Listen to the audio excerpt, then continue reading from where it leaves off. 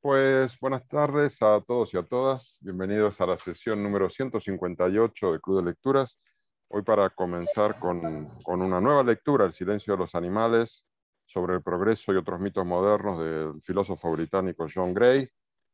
Un libro publicado en España en Sexto Piso en 2013, al que le vamos a dedicar 2 sesiones en principio.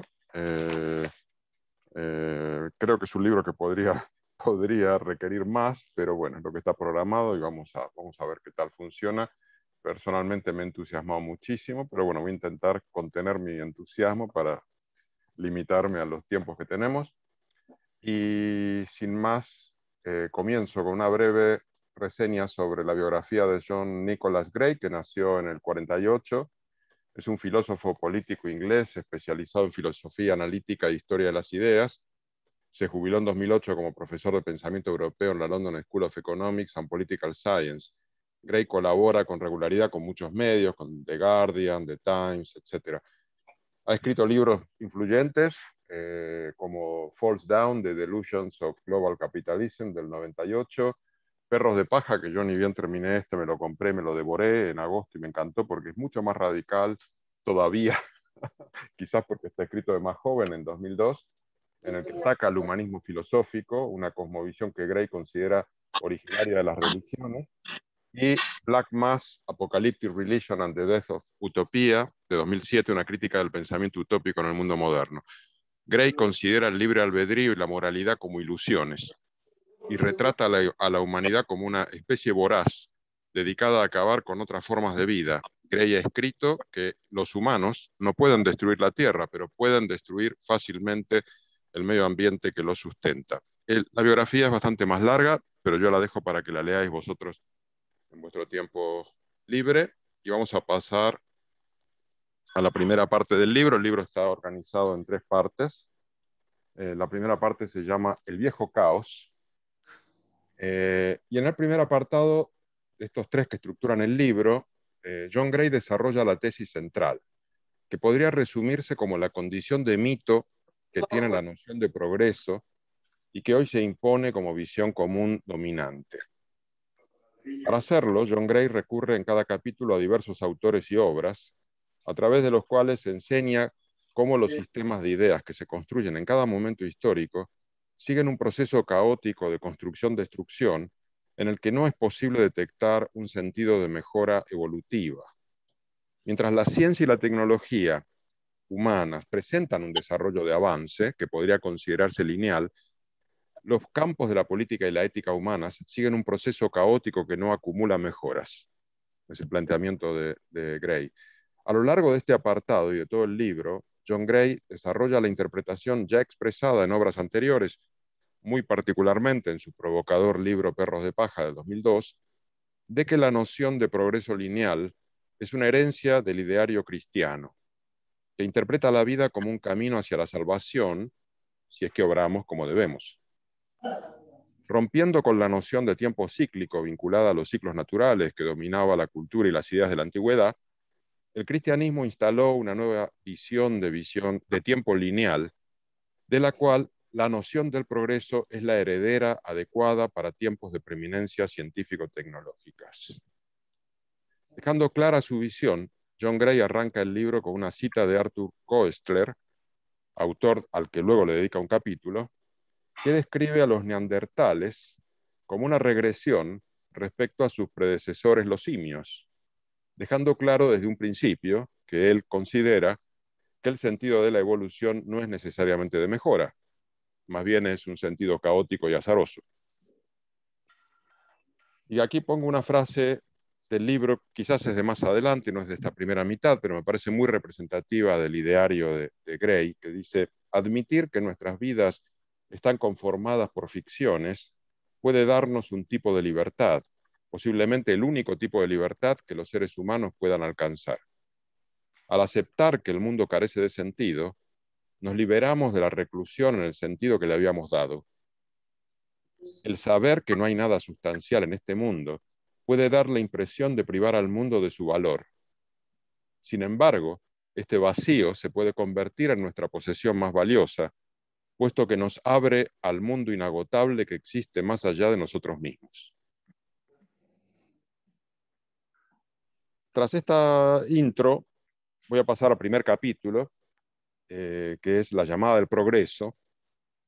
Yo en estos capítulos he intentado condensar cuál es la idea con un par de líneas.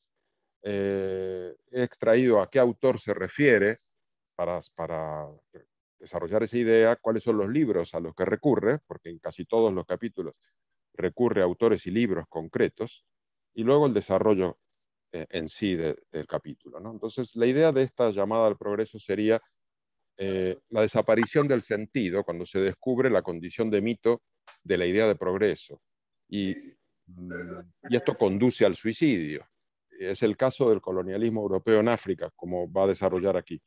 Para lo cual recurre a Joseph Conrad, este novelista polaco que adoptó el inglés como lengua literaria y se centró en retratar la vulnerabilidad e inestabilidad moral del ser humano, y sus obras, Una avanzada del progreso, El corazón de las tinieblas, la más conocida, y El agente secreto, de fines del 19, principios del 20, ¿no? Entonces, Gray recurre a los protagonistas de Una avanzada del progreso, que son comerciantes belgas en el medio del Congo, perdidos en el Congo, que están aislados en medio de la selva como empleados de una explotación colonialista, que van perdiendo el sentido de la civilización que los contrata, sufriendo una progresiva decadencia moral que desemboca en el comercio de esclavos nativos.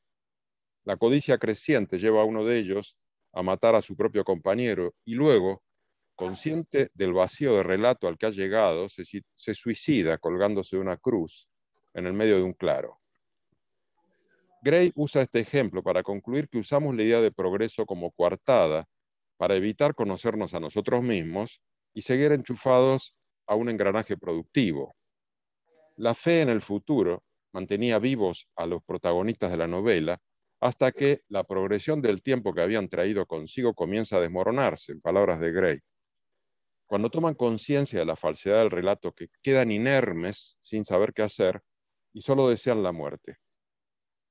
Hoy día, dice Gray, el mito del progreso sigue siendo el sentido central de nuestras vidas, indicando que sus raíces parten del cristianismo primitivo y del mensaje de Jesús que anunciaba el fin de los tiempos. El progreso sería la nueva religión que arroja un destello de significado en nuestras vidas. Y ahí llego a la primera pregunta, que es, si aceptamos el planteamiento de Gray, ¿sería posible vivir sin una idea de progreso?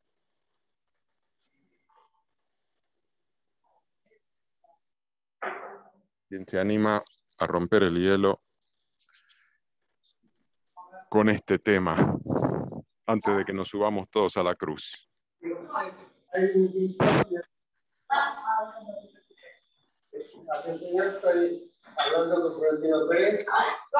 a ver que vamos a poner en mute a Manolo. Manolo, metes mucho ruido. Te voy a poner en mute.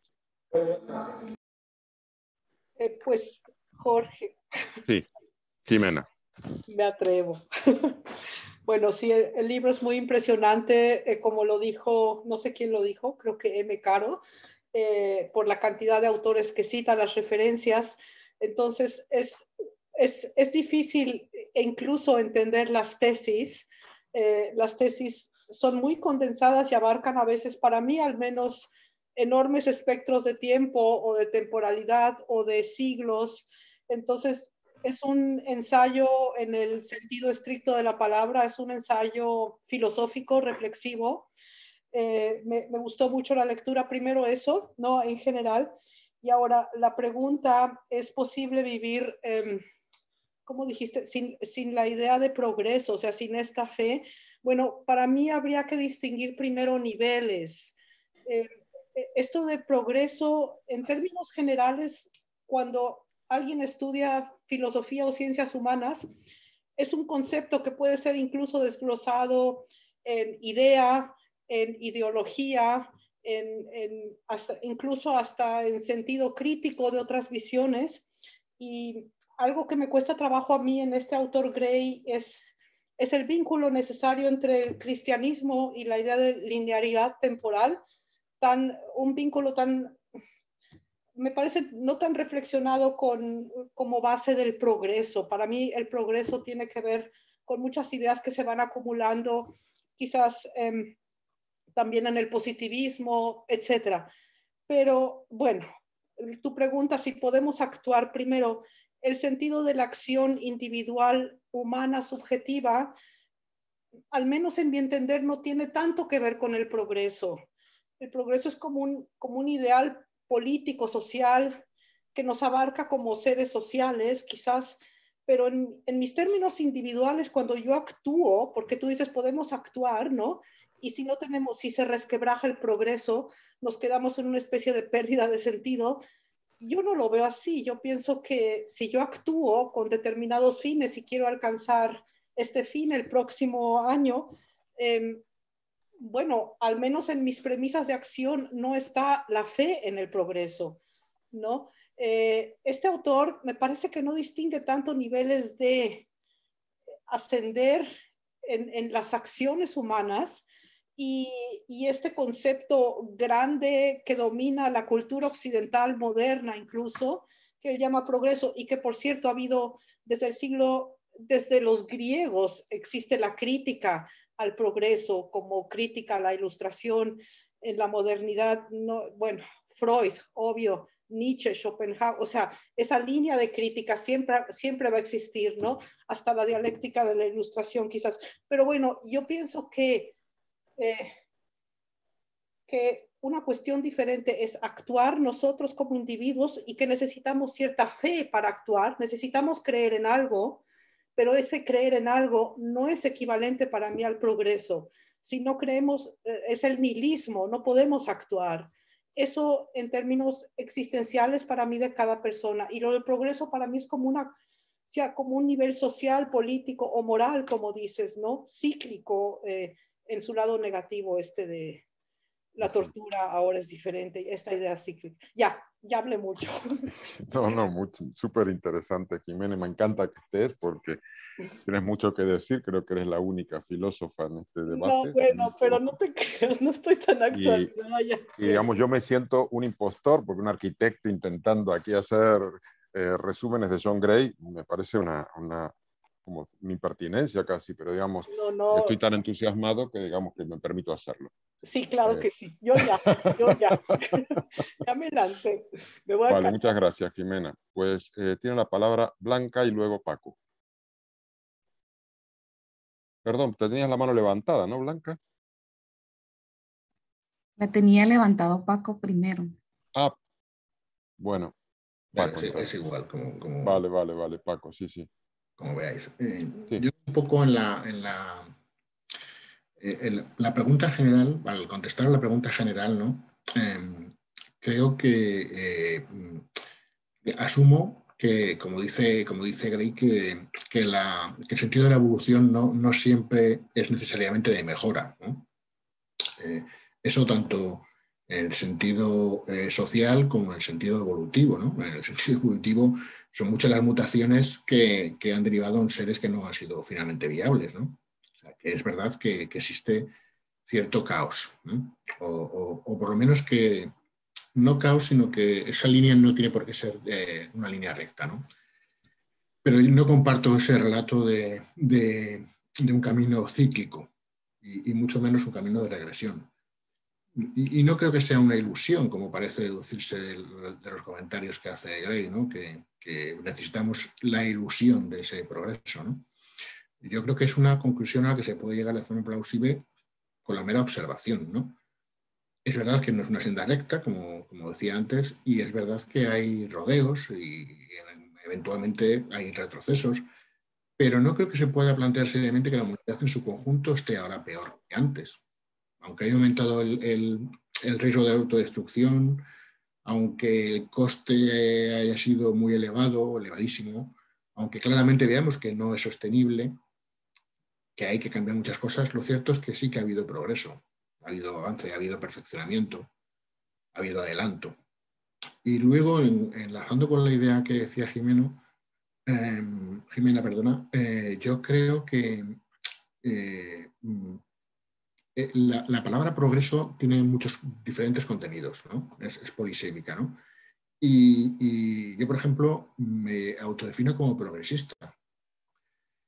Y me defino como progresista porque creo, y es una creencia, por lo tanto, no una observación empírica, pero sí una creencia de que en que es posible avanzar. Es que es posible avanzar en la redistribución de la riqueza, en la reducción de las diferencias entre las personas, en el aumento de las libertades. Eso es progresismo y eso está enlazado con la idea de progreso, que yo creo que con esos vaivenes, con esas curvas, pero a pesar de ello es un camino que va que sí que supone adelantar, que sí que supone avance. Por eso decía que no estoy conforme, no estoy de acuerdo con la idea de sentido cíclico de la naturaleza, ¿no? Uh-huh. Gracias, Paco. Blanca Estela, ahora. Gracias, buenos días. Buenos días. Qué librazo, de verdad. O sea, nos hace cuestionarnos y pensar tanto este autor. Y, no sé, en nombre del progreso ha habido tanto derramamiento de sangre. Y pues no sé cómo le podemos llamar progreso a eso. Pues para mí solo es un concepto, solo es una palabra. Como ciudadana de a pie y común y corriente, posiblemente no pueda ver no pueda visualizar eso, porque para mí puede haber progreso tecnológico, material, no lo sé, pero mientras no haya no sé, un milímetro de cambio en el ser humano, porque eso es lo que dice Gray, ¿verdad? O sea, hay un retroceso, somos cíclicos y retrocedemos como humanos. Entonces no me hace sentido de qué nos podría servir el progreso. Ahí lo dejo. Gracias, Blanca Estela. Pepa. Yo estoy de acuerdo con Paco, me siento identificada con lo que ha dicho Paco. Vaya por delante que no me he podido leer el libro, que he leído solo tu resumen, Jorge, y yo entiendo que la progresión no es lineal, o sea que a lo largo de la historia se han ido produciendo tanto biológica como socialmente avances y retrocesos, pero el resultado final es de avance más que de retroceso, ¿no? Pero leyendo el resumen, lo primero que me ha llamado mucho la atención es que dice que sí admite que existe un progreso tecnológico, pero no un progreso ni ético ni moral, ni ético ni político, ¿no? Y a mí me parece que sí, que ha habido un progreso político y ético, o sea, no vivimos en la misma sociedad de hace 200 o 300 años en las que la esclavitud era algo normal, las mujeres no tenían nada que hacer en la vida, nada más que estar encerradas. La Declaración de Derechos Humanos, por mucho que tenga sus fallos, su falta de aplicación y todo, pero ahí está, que ha desarrollado convenios. El nacimiento del concepto de genocidio y de crímenes contra la humanidad, eso es de la posguerra, después de la Segunda Guerra Mundial, de dos juristas polacos brillantísimos, ¿no? O sea que a mí me parece que no se puede decir que el progreso se queda reducido al campo tecnológico y no existe en la ética o en la política. Yo creo que sí se ha progresado en la ética y en la política. Esto sería para hablar muchísimo y para matizar muchísimo, ¿no? Pero al leer tu resumen me ha llamado mucho la atención esa frase, ¿no? Yo creo que sí ha habido un progreso ético y un progreso político en estos 300 años, por ejemplo, eso no lo podemos negar, a pesar de que hay muchos fallos, de acuerdo, vamos, eso por supuesto, pero que la progresión sí que es real, nada más. A ver, yo lo que pido es que leáis el libro porque mi resumen es efectivamente un resumen y además es tan rico el libro en referencias, en matices. No, ya lo sé, no lo digo como crítica, lo digo para que tras la lectura puedas realmente hacer la reflexión, porque se pierde muchísimo en el resumen. Yo he intentado ser preciso en las ideas centrales pero a mí me parece un libro riquísimo porque apela a muchísimos autores, cita a muchísima gente de todos los ámbitos, no solamente pensadores, también escritores. Entonces forma como una especie de constelación ahí de referencias y tú tienes que inferir cuál es la propuesta de él. No es tan directo y se pierde mucho si simplemente nos quedamos con el resumen. Es decir, simplemente quiero decir eso. Ya, no, sí, sí lo entiendo y a mí me encantaría poderlo leer el libro cuando tenga o disponga de Sí, tiempo. no, no te lo decía como crítica, ¿eh? No, no. Nada que ver. Por eso, Eh, he empezado diciendo, ojo que no me he leído el libro, ojo, pero esta frase me ha rechinado. sí, Nada sí, más que eso, nada más que eso. vale, vale, muchas gracias. Eva Rodríguez. Hola, Hola. yo en realidad estoy muy de acuerdo con la visión de Jimena y es el mismo planteamiento, pero un poco matizado. Efectivamente, como ella, veo que sí necesitamos o creemos o hemos creído en un progreso, sobre todo ético, ¿no?, en la humanidad, desde la Declaración de los Derechos Humanos, la defensa de los derechos humanos, que se va extendiendo, mal que pese, por el mundo y sobre todo, por ejemplo, para mí que es muy importante y muy claro, muy gráfico, el tema del feminismo, ¿no? Cómo el feminismo ha cambiado el mundo, de hecho, muchísimo, de gran manera, y de una manera, en mi opinión, irreversible. A pesar de eso, es verdad que tendremos que admitir que a pesar del feminismo, que estamos hablando de 300 años, una cosa así, de feminismo, sin embargo, ¿cuánto nos queda todavía? ¿Cuántos obstáculos? ¿Cuánto estamos viendo cada día? Hace poco vemos las cosas que vemos, ¿no? Ejemplos cada día en España, por no ir ya a otros países del mundo, horribles, de todavía los obstáculos que tiene, por ejemplo, el feminismo para conseguir realmente la igualdad y los derechos de las mujeres, como ejemplo gráfico. Sin embargo, creo que esa cota que hemos avanzado es un progreso y que es un progreso que seguirá de cualquier manera, que seguirá adelante, que seguirá progresando. Es el lema del feminismo a barbarie. Como precisamente, como no queremos la barbarie, tendrá que seguir avanzando y progresando, por tanto, y eso será progreso, por ejemplo. Uh-huh. Y quiero hacer una acotación a lo que estás diciendo que me parece súper interesante, porque algo que me llama muchísimo la atención de este libro es que prácticamente no hay ni una mujer. Ni Es habla para más, nada. yo puse todas las fotos de los autores a los que él se refiere son todos hombres muy, muy respetables. La mujer no existe. Digamos, podríamos coger este libro y desde un punto de vista feminista destruirlo directamente. Lo cual me parece muy atinado tu comentario. Sí, pero como tantos, si vamos a eso, como la mayoría, de hecho. Uh-huh. Luis Miguel. Sin embargo, hay que tener en cuenta, ese vendría a ser el ejemplo del mayor progreso de la humanidad moral, el feminismo. Uh-huh. Claro, por eso quizás como él no lo ve, justamente porque Sí. no escucha a ninguna mujer. Quizás ni ve el feminismo tampoco como progreso, quizás. Bueno, en realidad lo ve, porque yo mirando reportajes a él y tal, él cuando se le dice, bueno, pero entonces tienes una visión tan pesimista del mundo, es todo tan desastroso. No, se ha avanzado en igualdad de la mujer, se ha avanzado, es decir, eso lo reconoce. Una cosa es el libro y otra es si buscas reportajes, pero bueno. Ya, sí. Luis Miguel. Sí, bueno, hola a todos. O sea, la verdad es que a mí el libro me parece un torbellino de ideas bestial, y de hecho cuando vi que era un libro muy fino, digo, esto lo leo en 2 ratos y es tremendo, ¿no? Con lo cual, vaya por delante, Jorge, y darte la enhorabuena por el resumen, porque es que de verdad resumir este libro me parece un esfuerzo bestial, ¿no? Con lo cual creo que has hecho un gran trabajo, ¿no? Luego, a mí sí que, leyendo el libro, sí que percibo siempre un constante pesimismo, ¿sabes? Un constante pesimismo que llega un momento que hasta me agobia un poco, ¿no? Porque siempre con estos planteamientos digo, bueno, ¿cuáles serían las alternativas?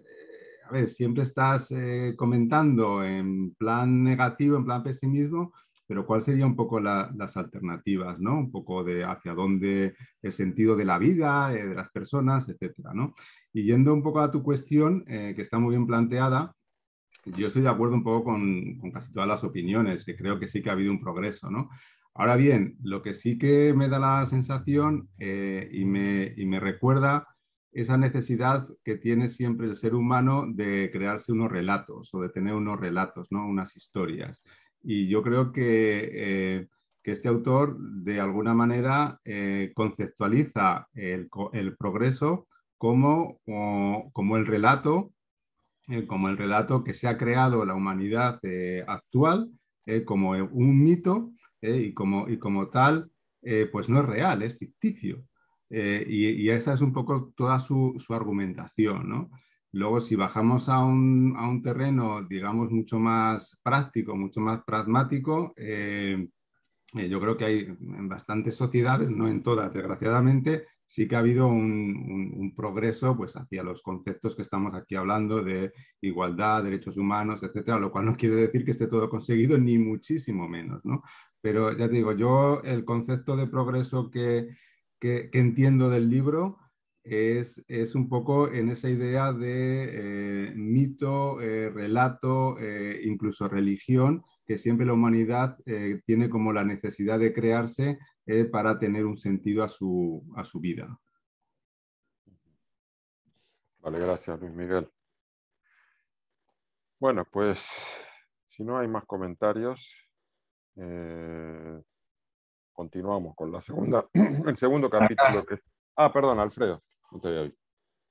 Sí, no hay problema. Mira, yo creo que, claro, es una posición bastante radical, pero que en general quiere mostrar un punto, ¿no? Que el punto que quiere mostrar el libro es justamente terminar con la idea del progreso como un avance continuo, más bien, ¿cierto? Como la idea de progreso eh, sin freno. Como vamos, justamente hablando como en la fe en que vamos a llegar a un mundo racional, donde nos vamos a poder comprender y entender y tener los mismos conceptos. De hecho, escuchando las opiniones, veo también, se puede apreciar que hay una dificultad para ponernos de acuerdo en los conceptos, ¿cierto? Como con esto del cristianismo, esto de la nueva religión, la nueva fe, también hay cosas que apelan a nuestros conceptos previos.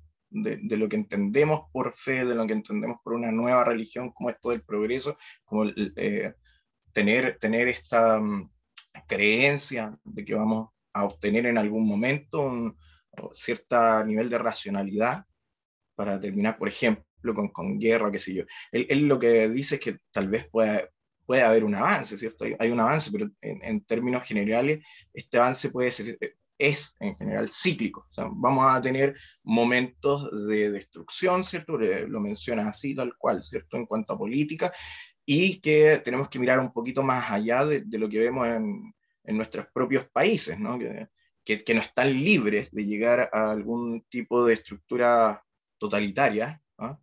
Ya lo demostró, por ejemplo, cuando uno pensaba que íbamos en un avance con Obama. No sé si ustedes también opinan lo mismo, porque aquí también estoy apelando a creencias previas, ¿no? De que es un progreso para ustedes o no. Pero yo por lo menos veía un cierto progreso con la elección de Obama. Y después tenemos la elección de Trump, ¿no? Entonces, mostrando un poco ahí los polos de cómo uno dice, bueno, ¿qué pasó? O sea, estábamos presidente, ¿no? Afroamericano, qué sé yo, y ahora tenemos a Trump que tiene un discurso totalmente opuesto. Entonces, uno dice, bueno, ¿qué ocurre ahí? ¿Qué ocurre ahí? Y después la toma del Capitolio, ¿no? Es una imagen que nos asombró a todos, creo, ¿no? Que nos dejó bien para adentro. Entonces dice, bueno, ¿y qué pasa con la sociedad liberal de los derechos y todo esto norteamericana, ¿no? Bueno, ¿qué pasa acá? Quieren hacer todos un muro y están en pro de eso, el otro fuera de los límites donde yo no lo vea. Entonces, claro, él lo que está tratando de hacer es llamar la atención un poco a que no nos confiemos. O sea, un régimen totalitario y autoritario está a la vuelta de la esquina en cualquier lado, ¿no? Lo que le pasó a Inglaterra con el Brexit, ¿cierto? Y así un montón de ejemplos más, donde por más occidentales o progresistas que nos queramos ver, o liberales, en realidad está el germen ahí. Moralmente uno puede decir, bueno, ¿cuál es el progreso ahí? ¿Cuál es el progreso en cuanto a racionalidad para tomar decisiones, por ejemplo? Eso no es tan cierto, al parecer. que cada vez vamos haciéndonos, qué sé yo, más tolerantes, por ejemplo. Igual, él tiene un ensayo donde habla de eso, ¿cierto? Que lo estuve leyendo hace poquito, creo que se llama Pluralismo de Valores, ¿cierto? Y Tolerancia Liberal. Ahí habla un poquito en ese ensayo, que es bien breve, sobre eso mismo, ¿cierto? Como los modus vivendi, ¿cierto? Y cómo la apertura a ese tipo de experiencia nos puede llevar un poquito a ver las diferencias entre comunidades, ¿cierto? Y además esto de que no somos 100% de un tipo, sino que tenemos mezcla, una especie de valores híbridos que se ven en contraste, en contraposición según nuestras propias creencias, que tampoco nosotros mismos estamos muy claros de eso. Entonces, por ahí creo yo que pone el foco, no a esto de que la ciencia no avance, ¿cierto? Que tenemos ahora, gracias a la ciencia, el COVID no quitó más vidas, por ejemplo, ¿no? Pero aún así hay movimientos que agarran vuelo, como los antivacunas, que ahí otra vez podemos discutir eso, porque, por ejemplo, yo no sé si hay alguno de ustedes que es antivacuna, o alguien que podrá escuchar este debate y después decir, bueno,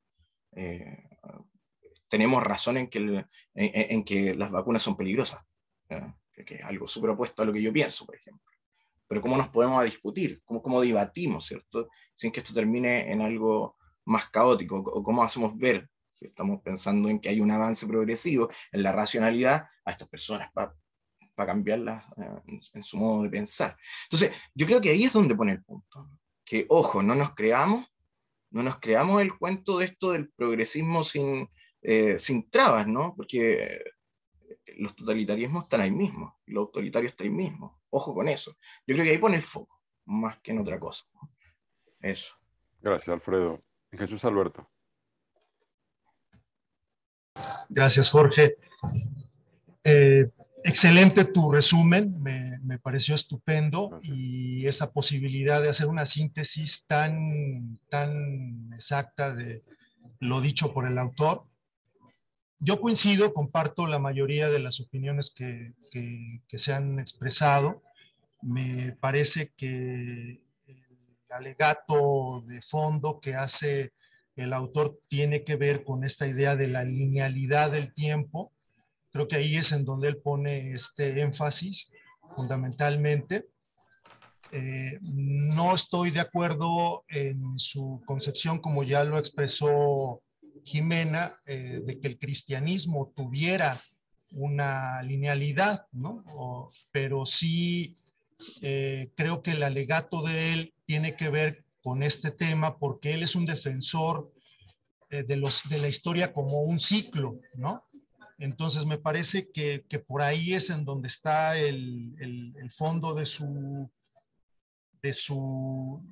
la hipótesis principal que mantiene, solo que a mí me despiertan dudas, ciertas dudas, si por ejemplo se puede pensar que hubo una continuidad histórica desde que se forjó el cristianismo primitivo, pasando por la Edad Media, después la Edad Moderna.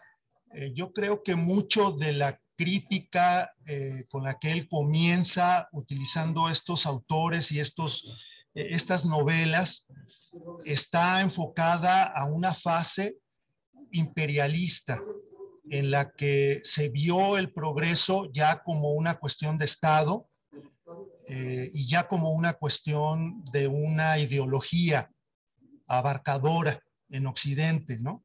Y creo que es ahí a donde él está dirigiendo un poco la atención, pero sí creo que su fundamentación adolece un poco de ciertas bases filosóficas, epistemológicas. Me parece que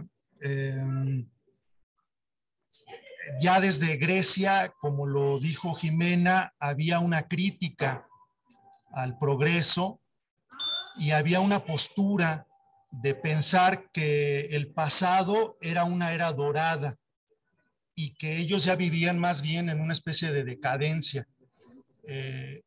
Cuando el cristianismo se expande, digamos, por Europa, creo que la presencia de la divinidad o del creer en una mano todopoderosa, una providencia que va guiando los actos de los seres humanos, dificulta muchos aspectos de la vida humana, desde la posibilidad de tomar decisiones. El ser humano realmente no es tan libre, hasta el hecho mismo de concebirse como el final de esa historia, ¿no? Como que el cristianismo de pronto llega a concebirse como el fin de los tiempos. Entonces, sí creo que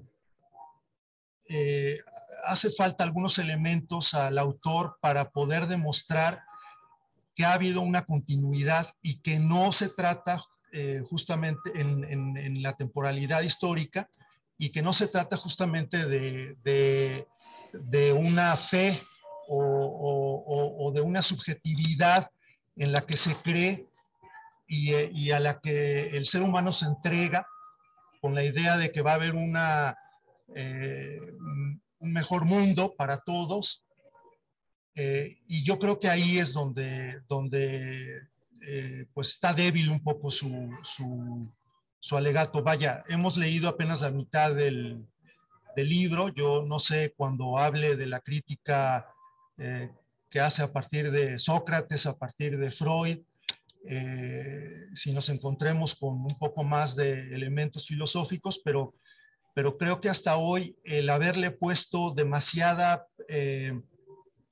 énfasis a la literatura debilita un poco sus argumentos en lo filosófico y en el plano de lo histórico. Uh-huh. Muchas gracias, Alberto. Bueno, muy interesante.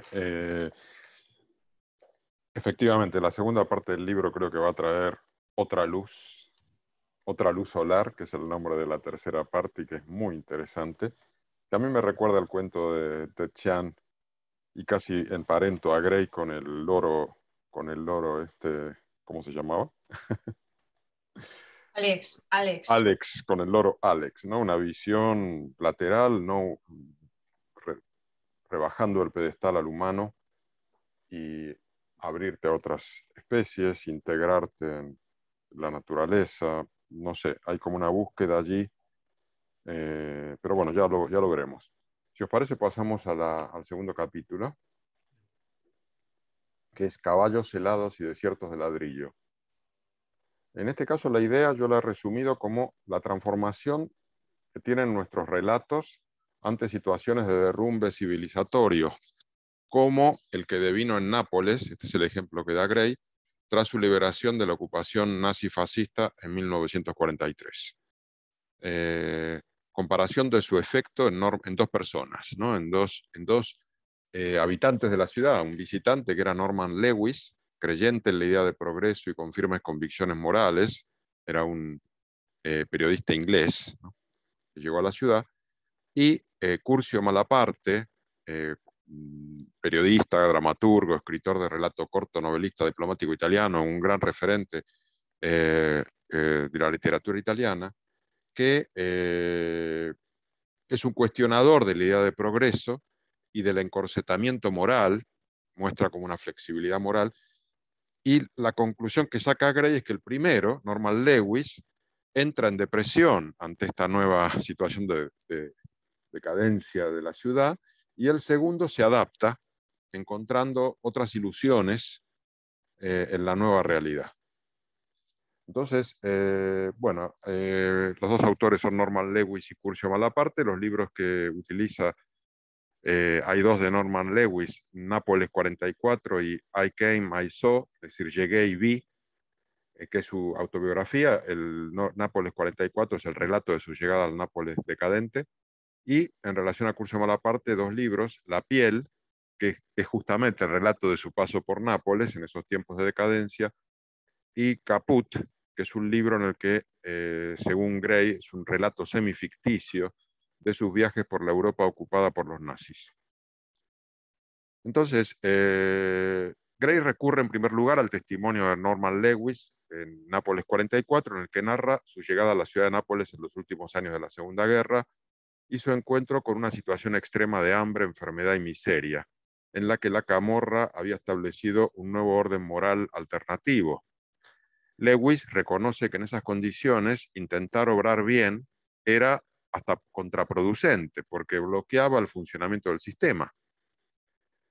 En segundo lugar, trae a colación la autobiografía de Lewis, esta que se llama I Came, I Saw, ¿no? Llegué y vi, en la que éste describe la desesperación de los prisioneros soviéticos en campos de concentración nazi, donde la práctica de la antropofagia se había generalizado como forma de supervivencia. En el Nápoles de la decadencia, Lewis sufrió una conversión, dice Gray, al pesimismo, cuando compartía mesa en un restaurante y todos los comensales hacían caso omiso a un grupo de niñas que aparecieron por la puerta, un grupo de niñas ciegas que pedían comida. Nadie les daba ni la hora. Yo nunca me recuperaría de su recuerdo, confiesa en su libro.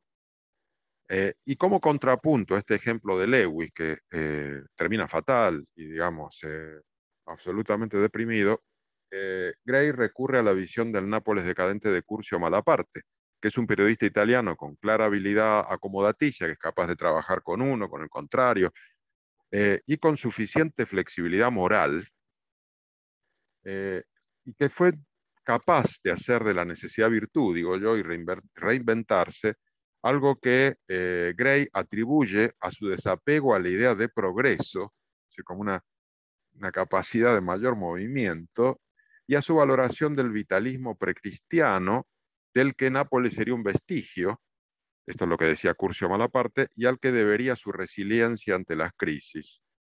Entonces yo pregunto aquí, ¿una mayor flexibilidad moral podría reducir el sufrimiento y hacernos más resilientes, como le pasó a Curcio Malaparte? Esta pregunta debería cortar la grabación para poder responderla. Pero la voy a dejar grabando. A ver quién es el valiente que se anima a decir algo.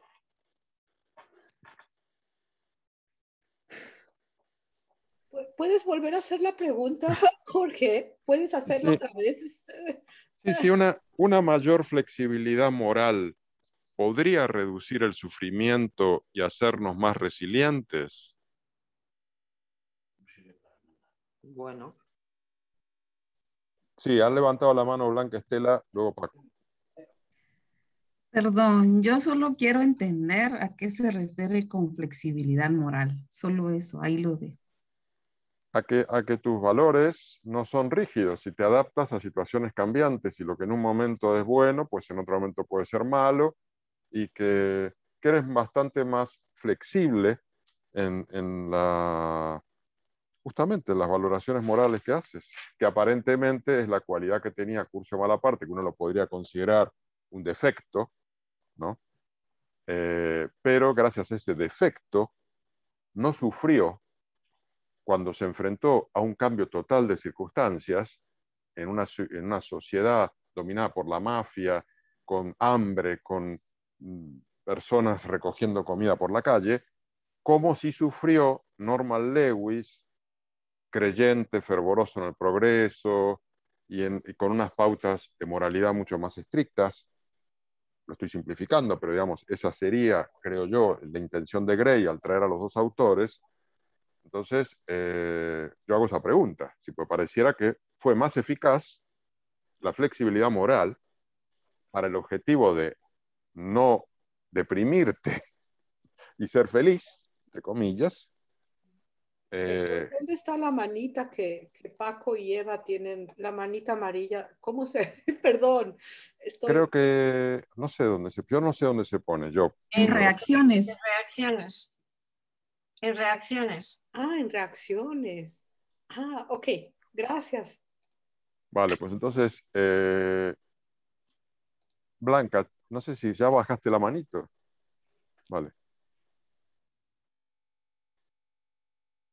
Bien, entonces seguimos con Paco. Bueno, sí que es materia como para poner el mute, ¿no? Pero bueno, yo creo que la flexibilidad moral es una ventaja competitiva para sobrevivir. Lo que no tengo tan claro son los límites de esa cualidad, ¿no? En cualquier caso es una elección moral, ¿no? pero que yo creo que debe tener un coste psicológico. Pero claro, eso depende de las personas. La duda que tengo es hasta dónde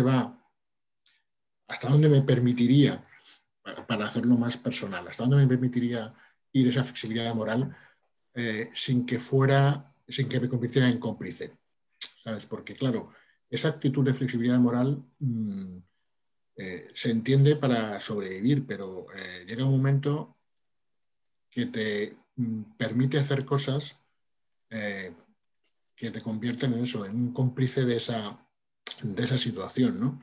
Y eso en una mesa tranquilamente, con un cafecito y charlando aquí con los amigos, pues es fácil de señalar, pero en la vida real y en una situación extrema no sería tan fácil de ver, ¿no? Y eso es ese es el límite que yo no tengo claro. Y que además creo que en cada persona hay un margen diferente. Hay gente que pone la barrera más allá y hay gente que la pone más acá. Uh-huh. Sí, muy interesante, Paco. Eva Rodríguez. Hola, pues yo en realidad estoy exactamente casi iba a decir lo que está diciendo Paco.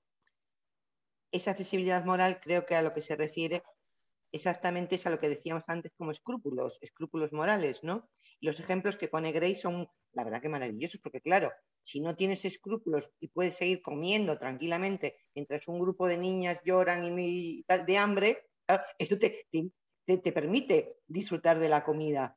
Claro, es una ventaja, pero claro, no todo el mundo tiene esas tragaderas, digamos, y no parece deseable tenerlas tampoco. O sea, eso, claro, te permite ser efectivamente cómplice de tantas injusticias, de tantas vergüenzas, o sea, claro, de los nazis, de los campos de concentración, todo. Si no tienes escrúpulos, claro, puedes incluso llegar al canibalismo. Eso en un momento dado es la vida o la muerte. Sin embargo, efectivamente, ¿dónde ponemos el límite? ¿Qué es lo que queremos? ¿Aumentar la flexibilidad en esa dirección? No creo que fuese deseable. Bueno, Curcio Malaparte le salió mejor, pero bueno, lo dejamos. También porque lo cuenta él. Claro, veríamos a ver. Habría que haber visto cuánto tragó, en cuántos restaurantes estuvo comiendo mientras lloraban por las esquinas. Eso igual no lo contó. Sí.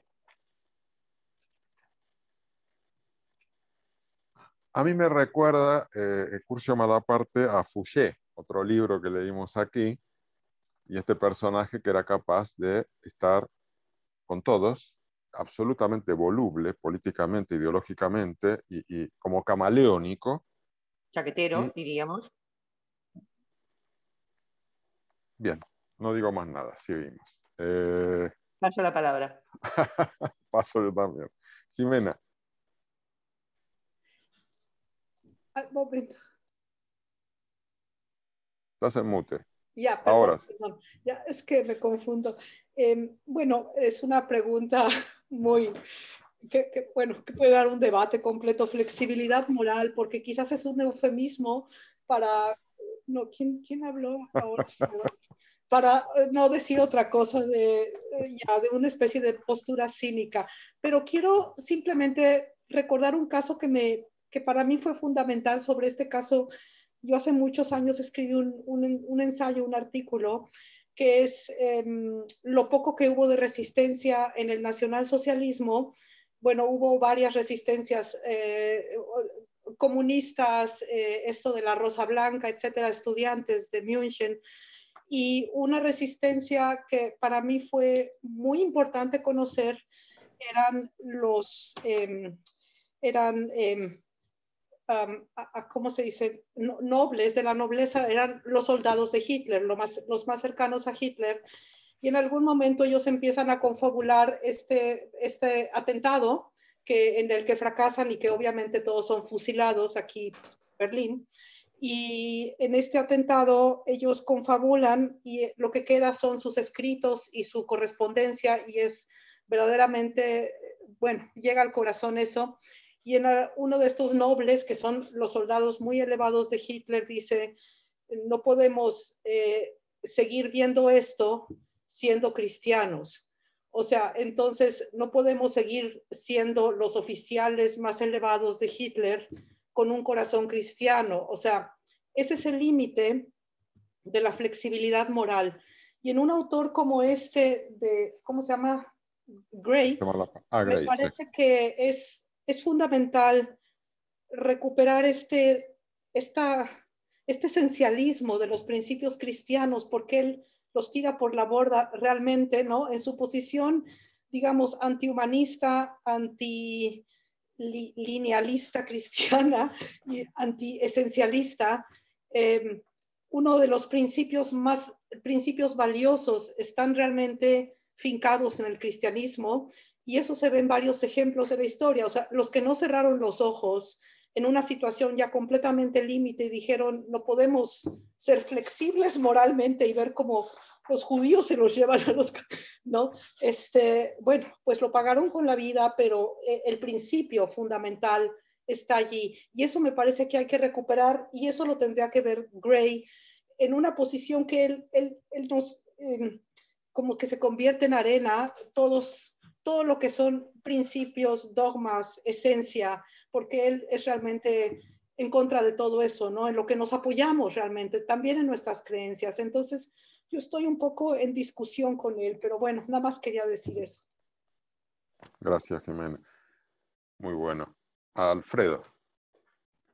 Sí, yo pretendo acá ser siempre instigador, ¿no? Entonces les voy a decir, primero escuché que todo está, o la mayoría está defensora del progreso, ¿no? Defensora del progreso. Yo les pregunto a los que defendieron al principio el progreso, bueno, ¿no estamos haciendo vista gorda de todo lo que conlleva el progreso? Cambio climático, pobreza, desigualdad social a la que hacemos vista gorda todo el tiempo. Alguien decía por ahí, bueno, él se sentaba a comer mientras otros estaban en pobreza en la calle. Bueno, les pregunto yo, ¿eso no existe hoy? A los defensores del progreso. ¿No existe eso acaso hoy? Esas desigualdades tremendas. Millonarios, billonarios. O sea, la desigualdad se ha aumentado en estos tiempos de progreso. Muere gente en la calle, de frío, como si estuviéramos en una guerra, sin necesidad de guerra. Y hacemos vista gorda, comiéndonos un rico asadito, no sé qué les gustará a ustedes, pero hacemos vista gorda, ¿no? Entonces, muy progresistas nos decimos, pero eso está pasando hoy en día. Entonces, claro, ¿hay flexibilidad moral? Por supuesto que sí. Mientras yo no lo vea, no existe al parecer. Entonces, desde ahí, estoy jugando, ¿no? Estoy jugando con esto. Obviamente me estoy radicalizando cuando en realidad no soy tan radical, pero está ahí, está a la vuelta de la esquina, no queremos verlo simplemente, ¿no? Estamos devastando la naturaleza, extinguiendo formas de vida, ¿cierto?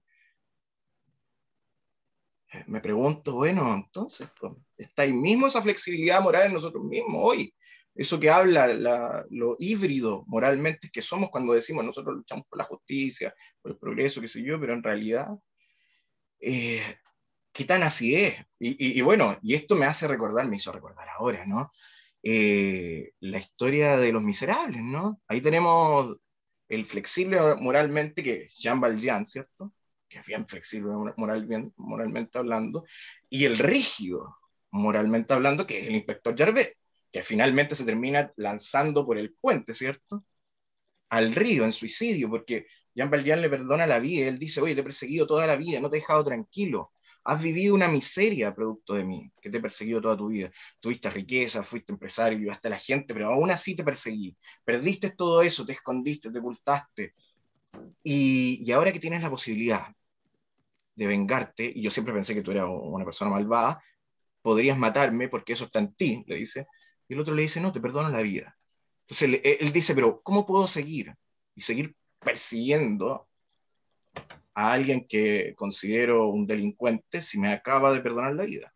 Y frente a ese dilema moral, su flexibilidad no es tal y termina en suicidio, como otra vez lo hemos reflejado en una obra, como también refleja este libro, ¿no? El suicidio es la inflexibilidad moral.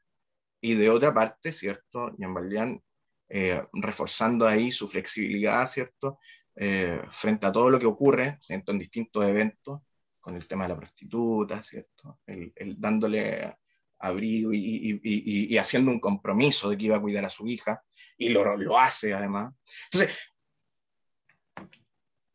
ojo ahí también. O sea, eso es lo que nos dice, creo yo. No nos está diciendo cámbiate de bando constantemente. Él se pone radical para mostrarte una forma extrema de flexibilidad, pero no creo que esté apuntando ahí, que seamos así, sino más bien que veamos nuestra propia flexibilidad moral frente a las injusticias que ocurren todos los días a nuestro alrededor y que nosotros decimos, no, estamos progresando, ¿no? Entonces, no sé. Acá en Chile, por ejemplo, ocurre eso en los territorios mapuche. ¿Mm? O sea, por un par de hectáreas, no por un par, son miles de hectáreas, ¿no? Que quieren poner pino para explotar, ¿cierto? Y los mapuches que están tratando de cuidar esa naturaleza, ¿no? Y los convierten en terroristas, los matan, qué sé yo. Y lo defienden esto como si fuera parte de algo que hay que cuidar, que hay que proteger, pero en realidad ellos pasan a ser los malos. Y los militares, los buenos que van a ayudar a estos empresarios, ¿no? Que ponen las lucas también para mantener ciertas cosas. Lo voy a dejar ahí, pero hay ejemplos en todas partes del mundo de esto, del progreso, ¿no? De enriquezcamos la sociedad, ¿cierto? Seamos más productivos. El coste también de las personas que trabajan por una miseria, ¿cierto? Que finalmente es otra forma de esclavitud, donde no les queda tiempo para nada, y cuando tienen el tiempo libre ya no saben cómo ocuparlo. No saben cómo ocuparlo, que es lo que pasó con pandemia. Y sin ese sustento tampoco viven. Entonces, ojo, pasa todo el tiempo y nosotros no estamos haciendo eso. Probablemente te puedo decir algo. Por favor. Jorge, perdón, rapidísimo. Sí. Tienes razón, por allí va la lectura de este autor Gray, allí va. Nada más, muy breve, hay una frase de Bertolt Brecht que resume todo eso que estás diciendo, que no la encuentro, la estaba buscando ahorita aquí en internet. Es una frase que resume esto de que mientras haya un homicidio o un crimen o algo injusticia, no debemos moralmente disfrutar o tener una conciencia tranquila mientras un solo hombre sufra. Y es una idea de Brecht o algo así que después está citada, no me acuerdo bien cómo es, pero en efecto yo creo que como Alfredo por allí va, esa es la idea estricta de Gray. Ya, perdón. Gracias, Jimena. Jesús Alberto. Gracias, Jorge. Me dejó pensando el comentario de Pepa cuando hacía este señalamiento de lo que menciona el autor, cuando distingue entre técnica y conocimiento científico y como eficaces, y por otro lado política y ética como ineficaces. Y yo coincido mucho con que esto tiene mucho que ver con esta visión y con esta recriminación de alguna manera que el autor le hace a la religión por centrarse en una especie de racionalidad instrumental, meramente instrumental, y impulsar el progreso desde una visión redentora. Creo que lo dice él así más o menos, palabras más, palabras menos, donde donde el aumento, solamente el aumento de conocimiento y de poder es lo que nos puede llevar hacia ese progreso a costo siempre de la naturaleza, de sacrificar la naturaleza, incluso de la naturaleza humana, ¿no? Y me ponía yo a hacer un recuento anoche antes de venir al debate de algunos de los muchos conceptos asociados que en nuestra subjetividad hemos creado a lo largo del tiempo en torno al progreso, ¿no? Ha sido comparado con un proceso, con un transcurrir, con un transcurso, con el avance, con la superación, con la perfectibilidad, con el racionalismo, con la libertad, con la democracia, con el bienestar, salud, higiene, educación, etcétera, con el cambio, incluso con el humanismo, como lo señala Pepa, ¿no? En el caso de que sí se ha producido desde un punto de vista ético, también un progreso en cuanto a los derechos humanos, el feminismo. Yo creo que en esta parte lo siento al autor como muy habermasiano, ¿no? En este sentido de criticar esa racionalidad instrumental y de decir, hace falta esta otra racionalidad comunicativa, que no la expresa así, pero así la llama Habermas, que de alguna manera nos devuelva, ¿no? Nos haga, no sé si flexibilizar nuestra moralidad, pero sí quizás dotarla de muchas más herramientas que en el discurso ideológico dominante y en el discurso político dominante que produjeron la modernización y este proceso hacia el progreso, de camino lineal, aunque sea ficticio, hacia el progreso, ha faltado, ¿no? Entonces creo que mucho tiene que ver por eso la recriminación que él hace al cristianismo, aunque yo, como decía en mi primer comentario, no me creo del todo esta continuidad que puede haber desde el cristianismo primitivo que él señala, pasando por la Edad Media y la Iglesia en la Edad Media, donde había una presencia muy importante del factor religioso y de la providencia.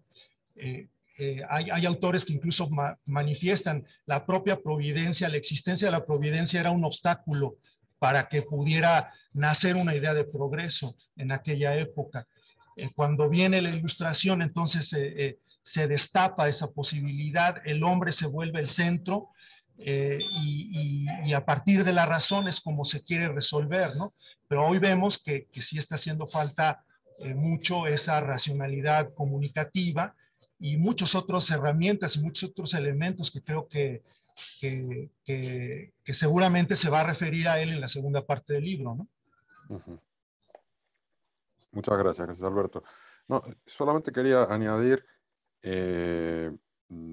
algunos datos que da Gray respecto a Curcio Malaparte, por el que creo siente un particular interés más que por Lewis, porque lo conecto también con el capítulo que luego veremos sobre Freud y el psicoanálisis y esta especie de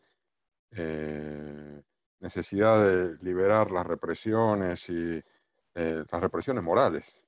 Y de alguna manera me voy a meter aquí en un terreno que no controlo mucho, Alfredo, me corregirás, pero me parece que Malaparte expresa eso. De hecho, digamos, él, según Gray, odia al ser humano moderno, se siente feliz cuando está en el bosque, cuando se libera de las condicionantes sociales de alguna manera, tiene un disfrute estético de la guerra, es capaz de ser periodista invitado por los nazis, pero luego se hace maoísta, está programando un viaje a China, luego entra en la iglesia,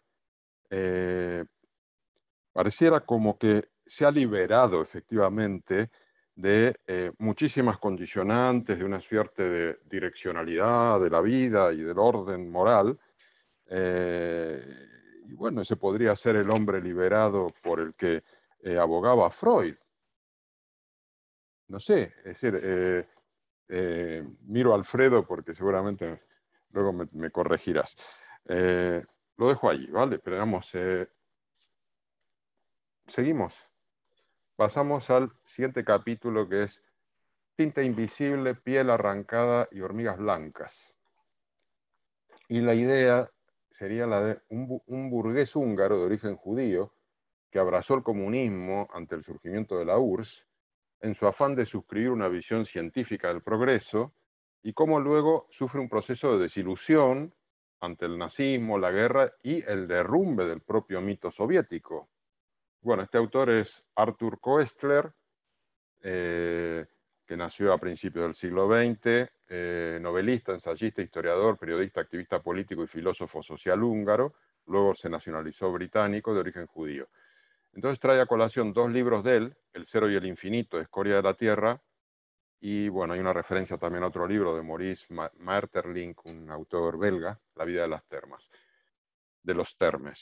Entonces, la vida de Arthur Koestler y del protagonista de su novela, En el cero y el infinito, dice Gray, incluyen claros paralelismos, ¿no? Ambos abrazan apasionadamente un ideal revolucionario de mejora, para luego ser víctimas del propio sistema que defendieron, ¿no? El protagonista de la novela lo pagó con su propia muerte, mientras Koestler resultó injustamente preso y estuvo a punto de ser ajusticiado en España, lo que motivó en él una conversión semejante a la de Lewis en el capítulo anterior. Tras su liberación huyó a Francia, donde comprobó in situ el proceso de corrosión moral de la sociedad y su colaboracionismo con los ocupantes nazis, proceso que describe en el libro Escoria de la Tierra, casi como un ejercicio de exploración de su propia psicología, de autoconocimiento. La popularidad nazi y el efecto catártico de Hitler son entendidas por Koestler como un ejemplo de triunfo del irracionalismo de las masas, un efecto que describe como la llamada a la mentalidad prilógica y totémica que caracteriza a los humanos en su trasfondo. Entonces, usa el libro La vida de las termes, del escritor belga Maurice Maeterlinck, para describir el proceso. Sería como una disolución desde dentro del sistema, como la que producen las termitas en las estructuras que atacan, ¿no? Lo que estaba pasando en Francia. Koestler dedicó sus últimos años a estudiar la psicología paranormal y tendencias biológicas no ortodoxas, algo que aquí Gray deja ver como que ya no sabía para dónde tirar, y para intentar explicar su conversión se pone a estudiar como teorías alternativas, sería una antivacunas él ahora, Koestler quizás, y después de esos esfuerzos terminó suicidándose con su mujer en 1983. Y aquí yo hago la tercera pregunta, que es, ¿cuán seguro y perdurable es el sistema de ideas en el que crees?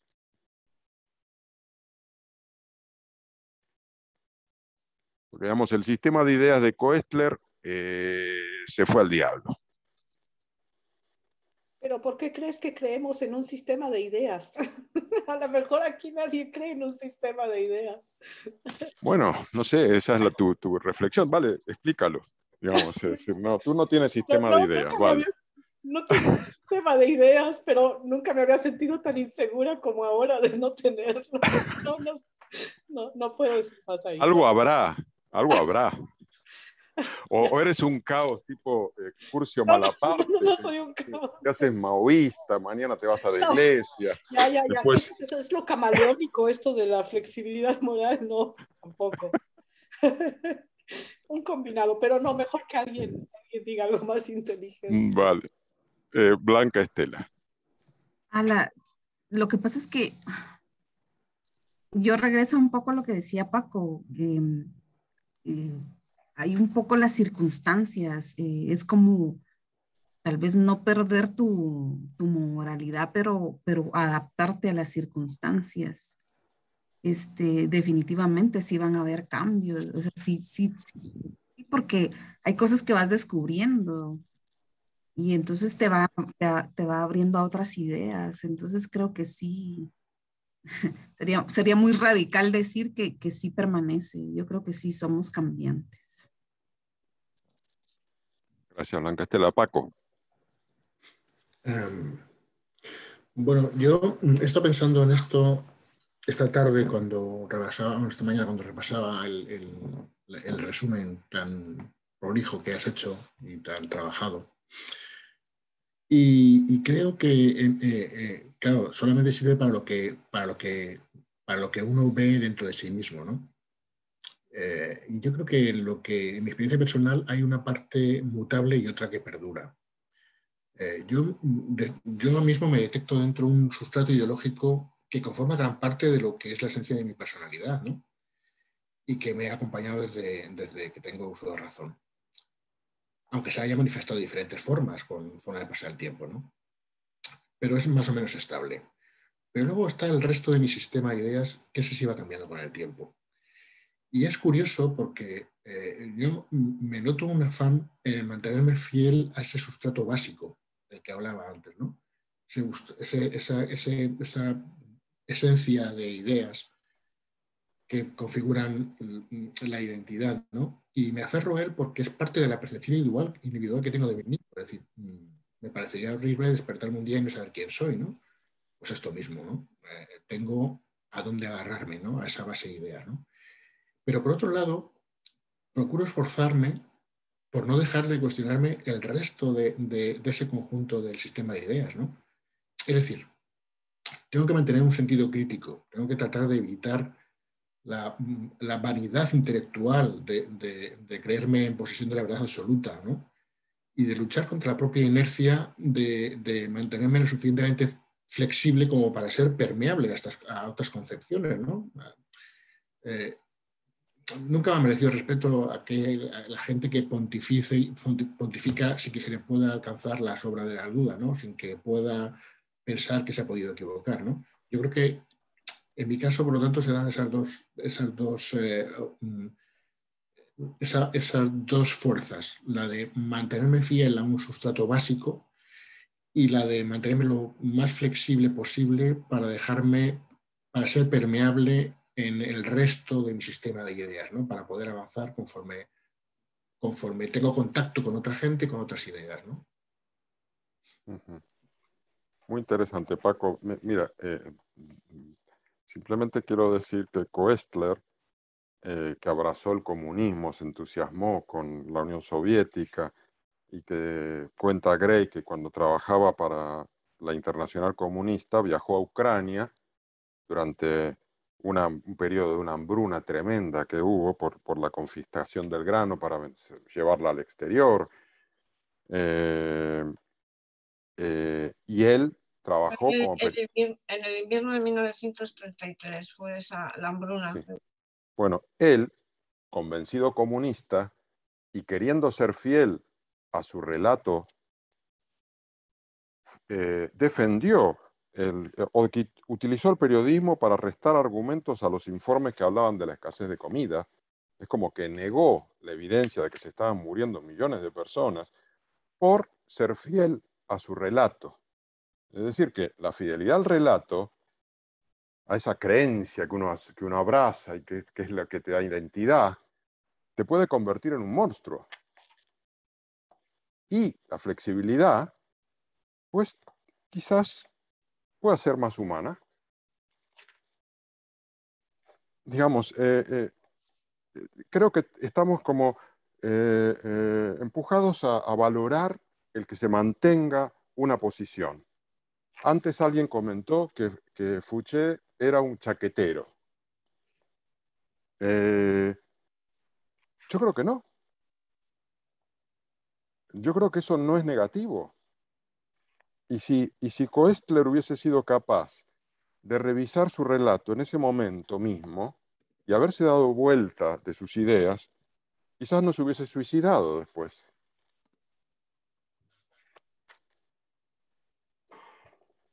¿Quién más quiere decir algo? Por favor, no quiero seguir hablando. Es que me vengo arriba con Gray y yo mismo tengo miedo de hasta dónde voy a terminar. Luis Miguel. Sí, a ver, yo estoy bastante de acuerdo con lo que ha comentado Paco y me siento un poco de esta manera, ¿no? O sea, yo considero que tengo mis valores. Es más, pienso que con la edad y con la madurez estos valores son más sólidos y de alguna manera son los que me guían en mi actuación, ¿no? En mi día a día. Respecto a la flexibilidad en las ideas, estoy absolutamente de acuerdo con lo que tú comentas, Jorge. El estar de alguna manera con una idea, con una ideología, y cuando ves que la realidad pues es totalmente opuesta o es totalmente mucho más dura y persistir en esa ideología, al final son los fanatismos, ¿vale? Absolutamente, ese es un poco entonces hay que buscar esos equilibrios entre, desde mi punto de vista, tu fortaleza moral, que yo creo que ahí el factor fundamental es conocerse uno mismo, ser lo más pragmático, lo más realista, conociéndose a uno mismo, y luego, pues bueno, pues los entornos, las ideologías y luego la realidad, ¿no?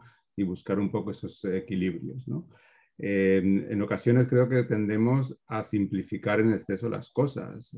Antes, un poco cuando estábamos hablando de progreso, pues nos vamos a un terreno negativo, nos vamos a un terreno positivo. A ver, la mayoría de las cosas pues tienen aspectos positivos y aspectos negativos y tenemos que saber equilibrarlo, balancearlos y lógicamente quedarnos con lo positivo y tratar de que lo negativo pues ir mejorando, ¿no? Pero desde mi punto de vista, ya te digo, cuando en un discurso o el concepto de progreso que hemos estado viendo, pues al final todos nos inclinamos hacia la parte negativa o todos nos inclinamos hacia la parte positiva, pues al final no estamos siendo realistas, ¿no? Muy bien, Miguel. Alfredo.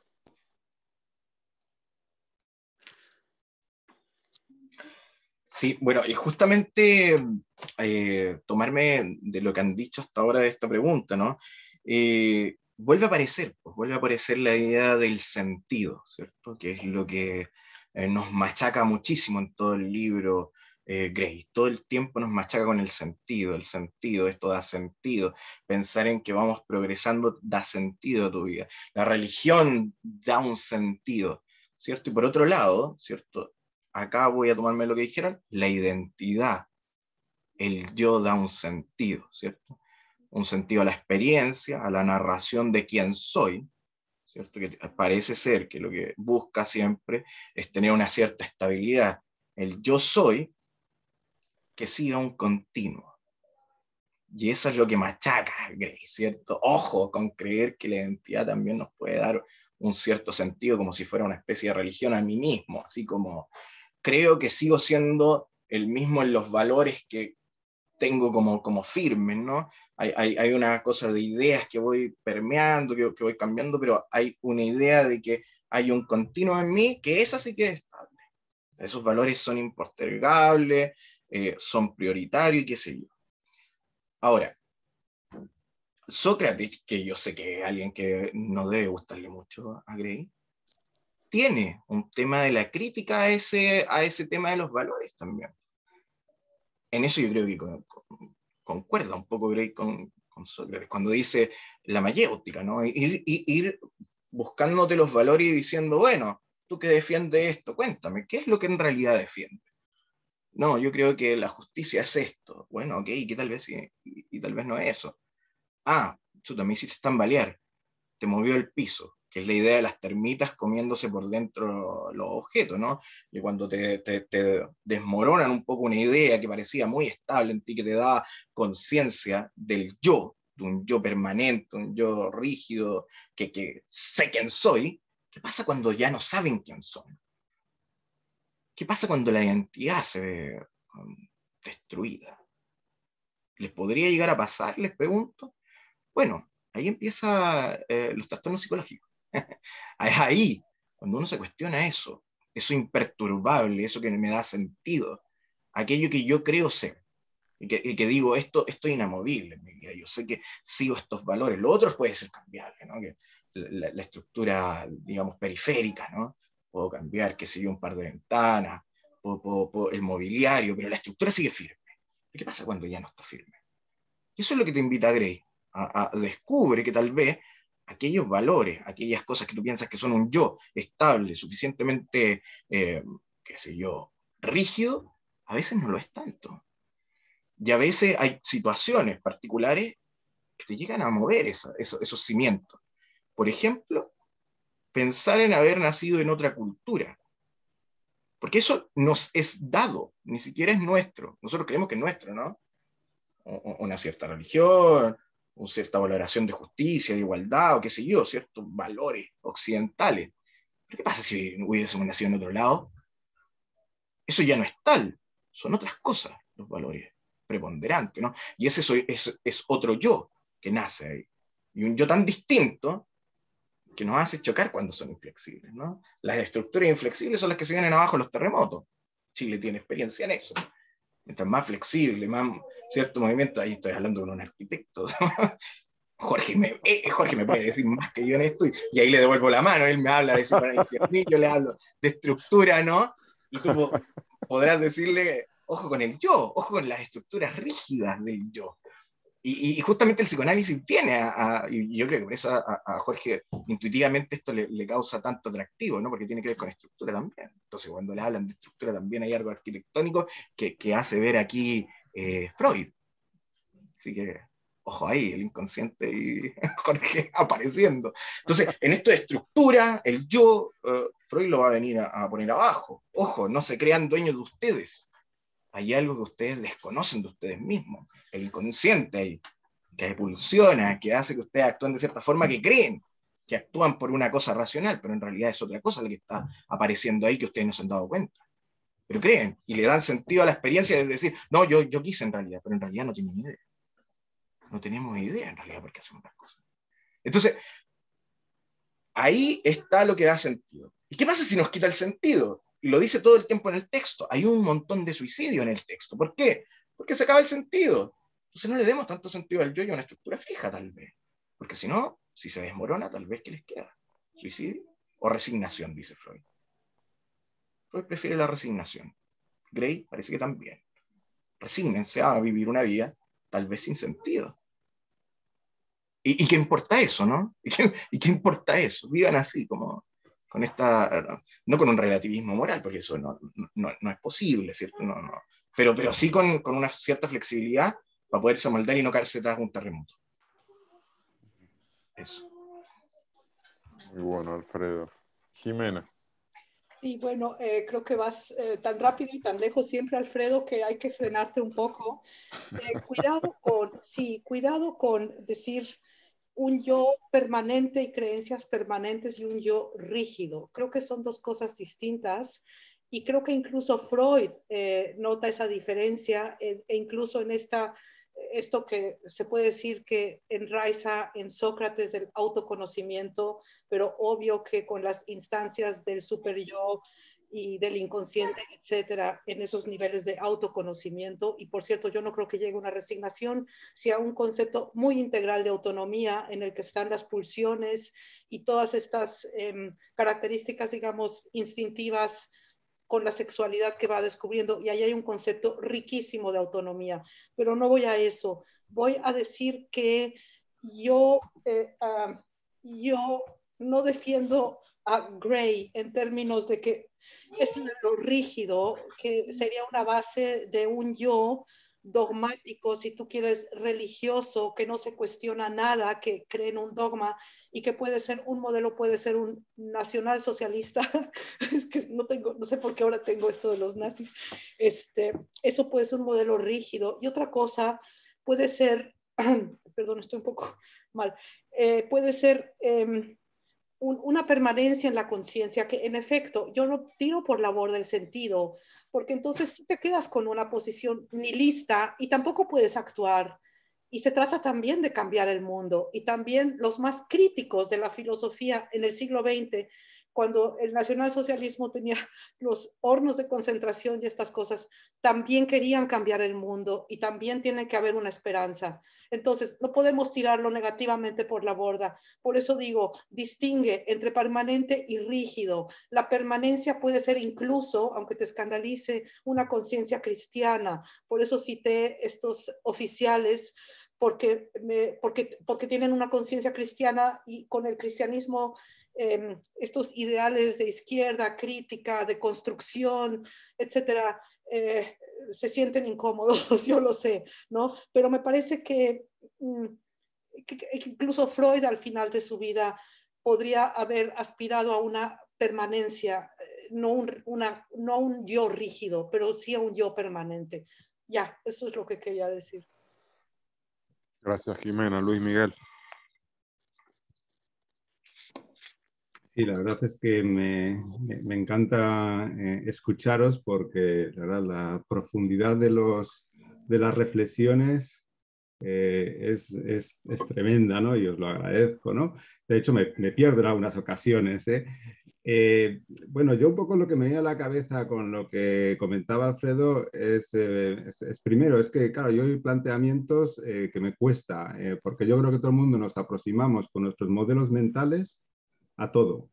Entonces, el pensar que yo he podido nacer en otro entorno, en otro ambiente, esa aproximación la hago con mi modelo mental, con lo cual ya es mentira.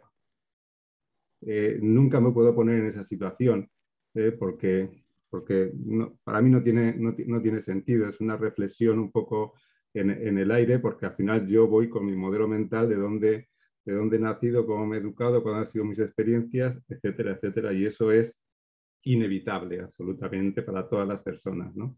Por otra parte, un poco en la línea de lo que comentaba Jimena, los pilares rígidos, yo no entiendo los pilares rígidos en ese sentido, sino lo entiendo más en el sentido de esa flexibilidad suficientemente sólida, ¿no? De hecho, creo que esa flexibilidad se adquiere pues con educación, experiencias, viajar, interactuar, participar en debates de este tipo, y de esta manera tus valores, tus principios se van enriqueciendo, se van haciendo más sólidos por una parte, pero por otra parte muchísimo más flexibles. No rígidos, sino muchísimo más flexibles, con lo cual son capaces de soportar, de aguantar muchos puntos de vista, muchas perspectivas diferentes, ¿no? Y luego ya un poco por último, las reflexiones que me vienen es que, bien, una vida sin sentido, cada uno que encuentre el sentido que crea más adecuado para él, creo que efectivamente nos puede llevar o a la resignación o al suicidio. Lo cual en parte, en muchas situaciones a mí, bueno, especialmente el suicidio se me representan como actos de cobardía, de no querer afrontar la vida. Y ahí lo dejo. Gracias, Luis Miguel. Jesús Alberto. Gracias, Jorge. Coincido con Paco en el tema del pensamiento crítico. Creo que, por lo menos en mi caso, es fundamental cuestionarse en todo momento acerca de las creencias, de las cosas que nos impone la vida en sociedad.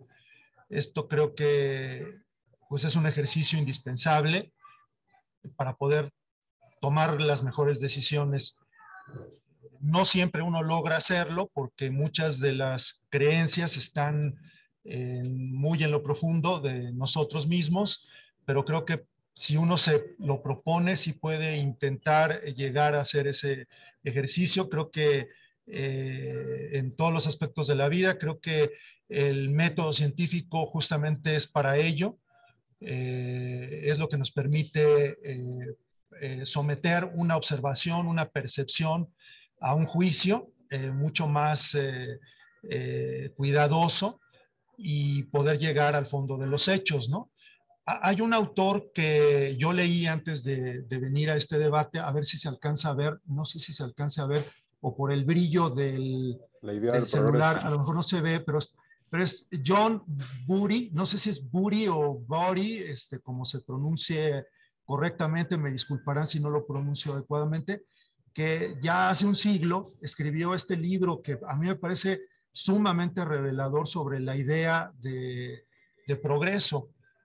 Y él hace una distinción que a mí me parece muy, a lo mejor puede ser muy elemental, pero a mí me parece muy importante, muy interesante, porque él habla de ideas, él que se dedica como Gray a hacer la historia de las ideas, creo que fue profesor Gray de historia de las ideas, él hace una distinción entre ideas que son buenas o malas e ideas que son verdaderas o falsas. Y él dice, por ejemplo, la libertad, la tolerancia, la igualdad, pues esas son ideas que pueden ser calificadas como buenas o malas. Es bueno que haya más libertad, es bueno que seamos todos tolerantes entre unos y otros, es bueno que busquemos la igualdad. Lo mismo lo ha buscado la democracia, que el socialismo, el comunismo han buscado esa igualdad por caminos diferentes. En algún momento han derivado en cuestiones que escapan, digamos, a la posibilidad del intelectual, como este caso de Koestler, y que estoy seguro de que muchos otros, de poder pues establecer una distancia lo suficientemente adecuada entre su pensamiento y los hechos que lleva a cabo una determinada ideología. La religión misma es una ideología, ¿no? Es un conjunto también de creencias que dan un cierto sentido a la vida. El tema es que Bury dice, son buenas o malas en la medida en que las podemos alcanzar, en la medida en que podemos hacer, mediante un determinado esfuerzo, ya sea individual o colectivo, llegar a organizarnos y cooperar para tratar de alcanzar esas ideas. Hay otras, por ejemplo, como el destino, la providencia, la inmortalidad, que son ideas pues, que podríamos calificar como verdaderas o falsas, porque no podemos, no son tangibles, no podemos, todavía pertenecen, digamos, a los misterios de la vida. Y él afirma que la idea de progreso está entre estas ideas, que entonces por más que la humanidad intente decir, bueno, la idea de progreso como humanidad, ¿no? No este otro conjunto de términos asociados que yo ya mencioné en el comentario anterior, ¿no? Como cambio, como proceso, como perfectibilidad. De eso, en la medida en que podemos hacer una medición de un progreso en lo físico, pues podemos ir viendo determinados resultados y hasta cierto punto pensar en una cierta linealidad. Pero cuando ya se habla de progreso de la humanidad, cuando esta idea ya se convierte en una idea política que implica una serie de recursos para poder alcanzarla, es ahí donde Bury dice, no estoy convencido de que podamos establecer una meta y decir, hasta aquí ya llegamos al progreso, ¿no? Por eso es que en buena medida la crítica que Bury hace a la etapa medieval, a la etapa cristiana de Occidente, pues es en ese sentido de decir, ya el cristianismo se concebía como el fin, como la meta, y ya nada más lo único que había que hacer era esperar a que Dios juntara a todos sus elegidos y portarse de acuerdo con unas normas impuestas por la sociedad o desde el poder para poder reunir unos ciertos requisitos y poder llegar allá. Por eso es que no había propiamente en la Edad Media una idea de progreso, y esta idea vino más bien cuando la racionalidad, cuando el dominio sobre la técnica y el conocimiento se pudieron de alguna manera, digamos, estandarizar, ¿no? Entonces, por eso es también injusto hasta cierto punto desde la visión de Bury, yo la comparto, esta idea de decir que algunos países llegaron tarde al progreso y entonces se tienen que acatar ciertas recetas para poder llegar a ese nivel de progreso. A veces se confunde el progreso con el desarrollo, con el crecimiento económico. Hay distintas visiones de lo que es el progresismo, de lo que es una izquierda progresista o de lo que es una democracia que apuesta por el progreso, ¿no? Entonces, creo que es también, en buena medida, Gray comparte esta idea cuando él habla de una fe, ¿no? Quizás ahí creo que encaja con esta idea de Bury, en el sentido de decir, le hemos puesto demasiada fe a este principio del progreso, y entonces, pues en aras del progreso se da lo que él no menciona explícitamente porque habla de los totalitarismos, pero no habla del imperialismo, que por ejemplo en el Congo y en muchas otras regiones del mundo se impusieron a base muchas veces de la fuerza y de la religión. ¿no? De ahí no sé si se este podría simbolismo, decir, ¿no? Jesús, que lo menciona quizás en la primera parte cuando habla de Joseph Conrad y esta novela, ¿cómo se llama? Que es impresionante, este relato de Conrad que mencionó Jorge al principio. No sé si pudieras verlo eso como mención del imperialismo, bueno, colonialismo. Sí, creo que él no lo dice explícitamente, pero los trata del mismo modo, porque al fin y al cabo son ideologías, ¿no? Vale, muchas gracias, Jesús Alberto, muy interesante la verdad. Simplemente quiero hacer un comentario, vamos más lento de lo previsto, pero a mí me encanta, con lo cual si hace falta añadir alguna sesión voy a intentarlo, no sé cómo, crear sábados adicionales, no sé si estáis de acuerdo con eso o intentamos meter prisa y hacemos intervenciones más rápidas. No, vamos así, bien. Vamos a hacer un capítulo más al menos hoy, es el que se titula La cripta de los capuchinos. Y aquí yo lo resumí como el derrumbe de un mundo de seguridad, un término que él utiliza, y de notable estabilidad como el imperio austrohúngaro, y el efecto disolvente que tiene este derrumbe en el campo de las ideas, ¿no? Entonces utiliza recurre a dos autores, a Stefan Zweig, que también lo leímos aquí, justamente el autor de Fouché, escritor, biógrafo, activista social austríaco, posteriormente también se nacionalizó británico de origen judío, y Joseph Roth, novelista y periodista austríaco de origen judío también. Los libros que utiliza de referencia son El mundo de ayer, de Stefan Zweig, que es su autobiografía del año 42, que justamente la escribió, la envió al editor por correo y se suicidó, junto a su mujer en el 41, por miedo al crecimiento y al avance nazi.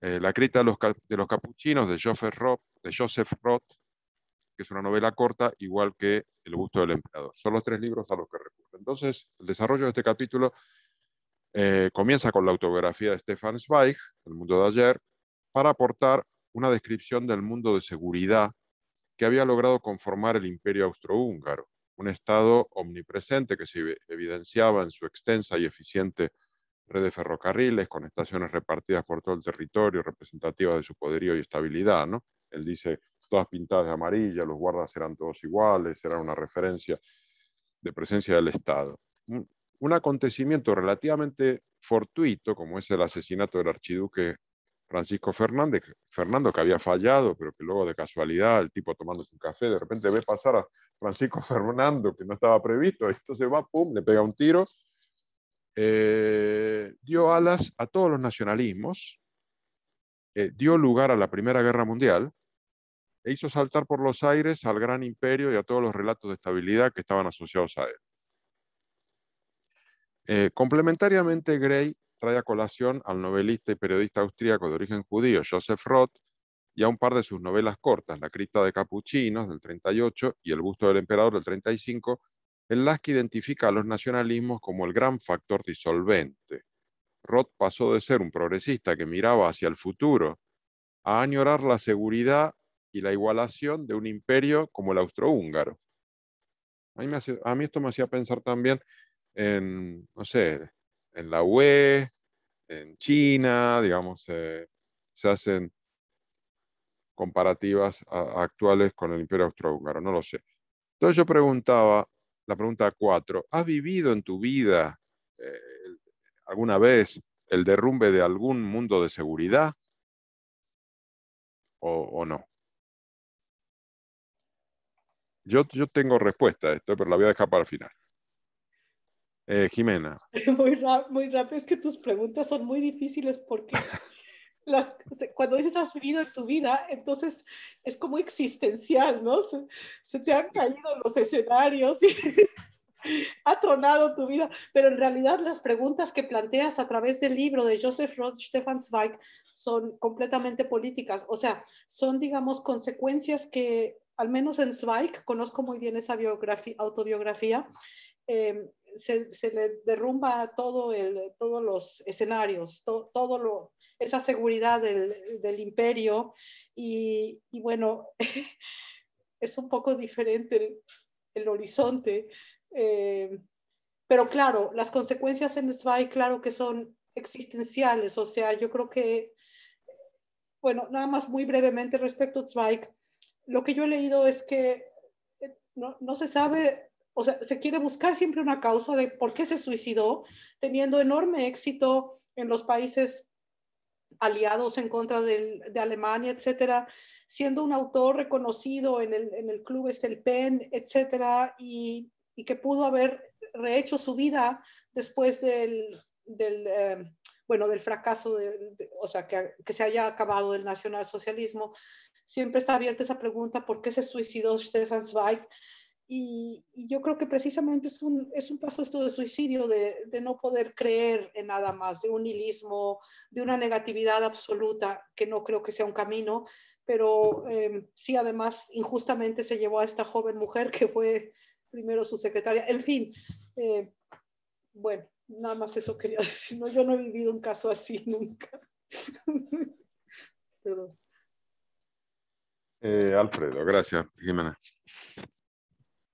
Perdón, yo no voy a responder la pregunta, pero me voy a basar en lo que han dicho, porque me ha resonado 2 veces ya el comentario y por ahí escuché algo más con respecto a eso del suicidio, como tacharlo como algo que no harían, o que está mal, o que es cobardía, qué sé yo. Pero este es justamente el hecho de cuando se derrumba tu seguridad, cuando se derrumba aquello que te da sentido. Y no solo puede ser eso. No solo puede ser eso. Freud también habla, ¿cierto? La muerte asistida, otra forma de suicidio, ¿no? La eutanasia, otra forma de suicidio. La vivencia del dolor como algo que ya inaguantable, ¿no? El dolor como algo no soportable, como una vida no llevadera. Yo no me lo cuestionaría, ¿no? Yo rápidamente, si existiera la eutanasia en Chile y yo estoy con una enfermedad que no es curable, que no es tratable actualmente, probablemente eutanasia, y punto, ¿no? Me despediría de los míos, me despediría de mi familia, qué sé yo, y luego, adiós nomás. Sí, yo no sé si ustedes tomarían esa decisión, pregúntenselo igual, tal vez antes de decir como el suicidio no es una opción. Bajo una enfermedad que además podría dejarte en bancarrota y a ti y a tu familia. Y que no tiene cura. O sea, además de gastar todo tu dinero, además no va a tener cura, sino que postergar la muerte solamente. Y con una calidad de vida empeorada y con dolor, ¿no? Entonces, tal vez el suicidio sea una opción. Entonces, por ahí, ojo, escuché varias veces el tema del suicidio. Yo no lo veo como algo de cobardía, ¿no? Es algo que todos debiéramos pensarlo. Y que debiéramos pensarlo a legislarlo de alguna forma. O sea, para dar la posibilidad a aquellos que sí sufren y que quieren terminar con su vida, darle la posibilidad de que la tengan. Porque igual ahí hay un tema valórico de detrás, ¿no? ¿Qué valor le doy a la vida? En la religión, por supuesto, hay un tema ahí mucho más potente. Pero también decir eso y generar la legislación a través de eso impide que otros se puedan morir bien, por decirlo de alguna forma. Entonces, ven ahí nuevamente el tema de la estructura, ¿no?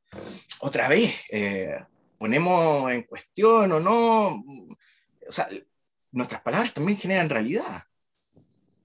También generan realidad. O sea, para mí que alguien me dijera, oye, eres un cobarde porque te querés matar, porque te estáis sufriendo y además te vas a quedar sin plata y qué sé yo. Claro que sí, pues. Yo no quiero gastarme todo el dinero de mi familia y después dejar a mi hijo no sé en qué, por una situación que no va a mejorar y que además me lleva a la muerte y que estoy sufriendo. Sí, me voy a suicidar y punto. Póngamele un nombre más bonito, eutanasia. Muerte asistida. Entonces, desde ahí, ¿cierto? La zona de seguridad. Pregúntense, ¿qué los llevaría a pensar en el suicidio? Esa es una buena pregunta, creo yo, ¿no?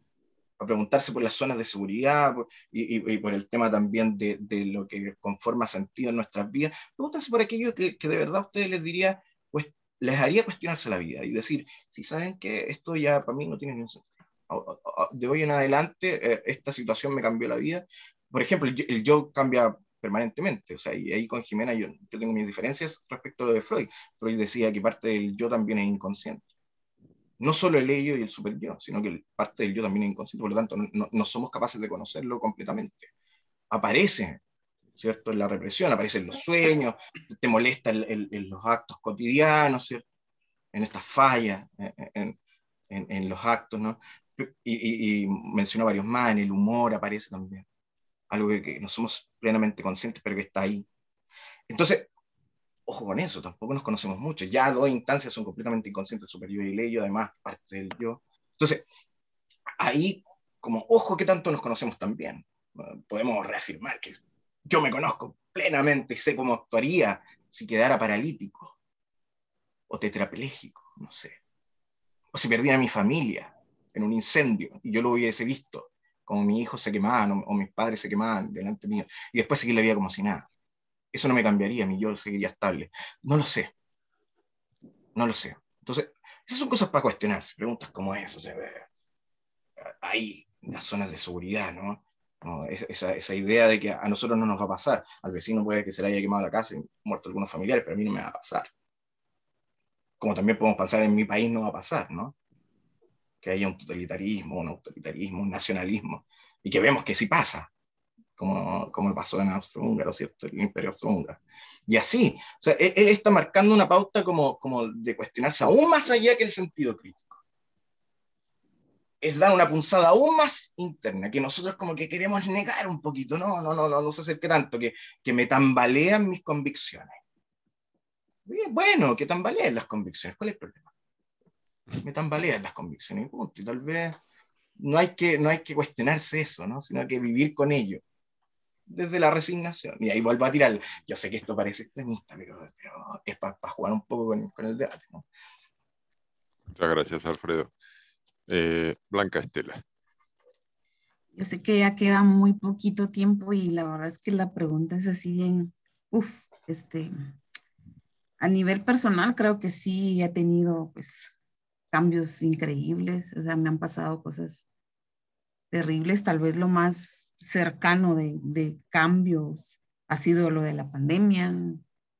Comprobé que el nunca siempre se llega, o sea, y uno está en una fase, lo digo desde lo personal, acomodada, estaba acomodada a mi trabajo, estaba acomodada a mi rutina y la pandemia, pues, 180 grados, ¿verdad? Entonces, sí hay cosas que socialmente y de contexto te cambian radicalmente algunas ideas, algunos pensamientos.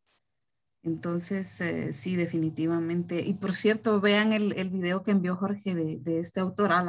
Qué bárbaro, está, increíble.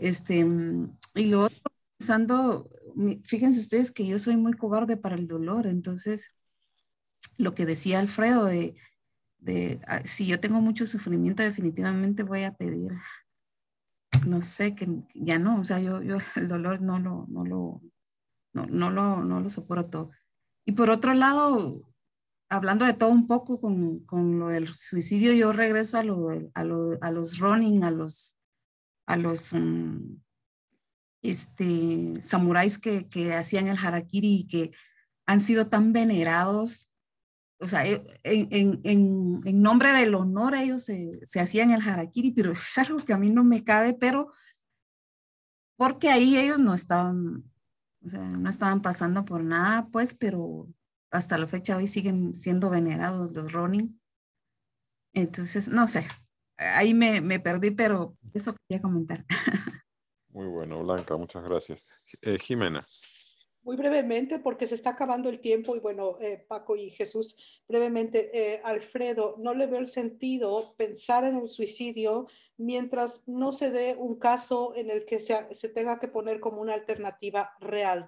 No lo consideraría un segundo de mi vida está hacia pensamientos de construcción positivos e incluso si me enfermo de coronavirus, de SIDA, de lo que sea, no lo consideraría un solo segundo como una alternativa. Primero eso, no le veo lo productivo pensar en el suicidio. Punto número 2, hay muchos países europeos de principios cristianos en que esto del suicidio asistido está completamente limitado y tiene su razón de ser. En un país pragmático y utilitarista como Suiza, es completamente permitido el suicidio asistido si te duele la muela. Entonces, yo pienso que hay límites en términos de esa total libertad de disponer e incluso de tu propio cuerpo. Ya, gracias. Gracias, Jimena. Yo creo que esto merecerá un debate específico. Tenemos que buscar un libro. Paco. Sí, bueno, yo referido al tema este que ha salido colateralmente del suicidio, ¿no? Yo sí puedo comprender el suicidio de Koestler, sí puedo comprender el suicidio de Stefan Zweig, que por cierto, es verdad que es un escritor de éxito, muy reconocido, pero es verdad también que está viviendo una situación terriblemente compleja, porque además él fuera de su país no criticaba abiertamente al nazismo, dejaba abierta siempre una puerta, ¿eh? De modo que él vivía ahí en una situación un poco comprometida, ¿no? Pero volviendo a la pregunta, y brevemente para dejar tiempo al resto de mis compañeros, yo no he vivido una situación de una guerra mundial o una situación como la de Koestler, pero sí que es verdad que todos hemos tenido, tenemos a lo largo de la vida nuestras pequeñas hecatombes, ¿no? Que hacen tambalear esos aparentes, ¿cómo decir?, pilares donde queremos o pensamos que nos dan seguridad, ¿no? ¿Y qué ocurre? Pues normalmente ocurre que ves que primero no eran tan seguros, ¿no? Y luego te das cuenta de que en realidad has puesto ese pilar o has generado esa idea de que te estaban sustentando ese pilar porque has sobrevalorado esos conceptos, ¿no? O sea, de repente te das cuenta de que un día no tienes luz y es una hecatombe. Es una hecatombe porque dices, ostras, ahora cómo lavo, ahora cómo me baño, ahora cómo, ¿qué hago en el resto? Ya no tengo con qué hacer mi ocio, o sea, es una pequeña hecatombe, ¿no? Pero claro, entonces sirve también para decirte, bueno, ¿realmente esto es tan relevante para mí? Y eso hace que te lo replantees, ¿no? Y me reafirma en esa idea de que pones tu seguridad en bastiones que no lo son tanto, que simplemente los has sobrevalorado tú. Bien, Paco, gracias. Jesús Alberto. Muy breve, Jorge. Diría que en mi caso sí, yo les compartí ya en otro debate una situación por la que pasé a partir de un envenenamiento que modificó, digamos, la linealidad de mi progreso profesional, pero bueno, me ayudó a aprender, a comprender que hay factores externos muchas veces que a veces no tienen ni siquiera nada que ver con el sistema de creencias o con un mundo que nosotros nos hayamos construido. Pensar que tampoco somos tan indispensables es importante, y darnos a nosotros mismos nuestra verdadera importancia, pero en lo personal, ¿no? Yo creo que eso fue lo que de alguna manera me hizo reaccionar ante esa circunstancia y entender, bueno, que muchas veces estas cosas pueden pasar, que generalmente ocurren por factores externos, muchas veces por factores externos, por condiciones políticas, organizacionales que pueden darse. Y yo creo que lo que logra de alguna manera sacar a un individuo que pasa por ese tipo de experiencias, pues es lo que mencionaba yo hace un momento, ¿no? Distinguir entre lo alcanzable, aquellas metas que yo realmente pueda lograr, y además construir un tejido social, una red de ayuda. Eso es fundamental, porque si se instala uno en el deber ser o en el mundo de las ideas, de los ideales, pues yo creo que eso hace mucho más difícil el proceso en lo personal. Eso no quiere decir renunciar a nuestros principios, ¿no? Pero simplemente ajustar, hacer un ajuste y pensar que el mundo es cambiante y que hay que estar haciendo ajustes permanentemente. Gracias, Jesús Alberto. Yo quería pedir la palabra un segundo también. Bueno, porque justamente la semana pasada no estuve en el debate porque estaba en Trieste, que fue una capital regional del Imperio Austrohúngaro, y se nota totalmente ese mundo de seguridad en la propia ciudad, porque digamos, tenía una zona histórica de callecitas ahí como medio irregulares, de repente llega el Imperio, hace una trama perfecta con unos edificios señoriales mirando al mar, la gran plaza de esta de la Unità, enfocada al mar. Está clarísimo que ahí había un imperio de seguridad y muy potente. Lo que pasa es que creo que, como también lo dice Gray al principio, con los personajes de Conrad, ¿no? En aquel caso se les derrumbó el sistema de seguridad por alejarse de él, ¿no? Porque se metieron en la selva, perdieron el contacto, perdieron la vinculación del día a día que les daba sentido, y al enfrentarse a ellos mismos en la soledad de la selva, es cuando descubren que todo ese relato era una ficción total y terminan como terminaron, ¿no? En el caso del Imperio Austrohúngaro, lo que se viene abajo es el propio sistema para los que estaban allí. Si no tuvieron que irse a la selva, sencillamente se les vino abajo. ¿Por qué? Porque creo que en esta vida moderna que vivimos somos cada vez más frágiles y dependientes del sistema en el que nos instalamos. El sistema es el que nos provee el relato, es el que nos sostiene en actividad productiva diaria, es el que le da a través de la rutina que nos exige, nos da sentido. En la medida que el sistema decae, porque hay una crisis económica, porque se va todo al diablo, porque yo pensaba en Argentina en el 2001, por ejemplo, el dinero que teníamos en el banco, yo no tenía, porque ya estaba aquí, pero los que tenían mi familia, de repente ya no lo pueden sacar, ya no está el dinero. Cuando se te derrumba todo y te quedas en la nada, porque digamos, no estamos preparados para la autosuficiencia. Nuestras vidas son absolutamente dependientes del sistema en el que nos instalamos y por tanto la vulnerabilidad que tenemos en la actualidad es total. Quiere decir que vamos a vivir derrumbes de mundos de seguridad. O ya los vivimos o los vamos a vivir. Por tanto, tenemos que prepararnos. Tenemos que desarrollar resiliencias. No sé si como Curcio o Malaparte, pero aquí en el libro nos están dando pistas de cómo se puede uno preparar para ser resiliente ante la caída de mundos de seguridad. No nos abracemos demasiado a nada, porque si nos abracemos demasiado a algo, pues luego te vas al diablo y terminas como Zweig y como colgado en la cruz. En fin, y con esto hemos llegado a las 9:01. Yo propongo, a mí me ha encantado este debate porque este libro me fascina. No sé, me resulta tan dinamizador de ideas, tan provocador. Voy a mirar a ver cómo hacemos porque yo creo que va a hacer falta al menos una tercera sesión. Pero entonces, si os parece, seguimos y bueno, vamos viendo y de última buscamos esa tercera sesión. ¿Estáis de acuerdo? Sí, sí, totalmente. Vale, genial. Y bueno, y simplemente decir que la semana que viene comenzamos también nuevo libro con la moderación de Pepa, que se ha tenido que marchar, que es El mundo clásico, una breve introducción, de Mary Bird y John Henderson. Pepa me mandó ayer o anteayer el resumen, pasa que yo estaba como loco con Gray, no tuve ni tiempo de verlo. Lo tengo que formatear, subir a la web, lo haré mañana, y nos vemos la semana que viene con Pepa y Mary Bird. Que tengáis un buen fin de y buena semana. Gracias Adiós. a todos. Gracias. Gracias. Muchísimas gracias por las aportaciones. A vosotros. Hasta luego. Adiós.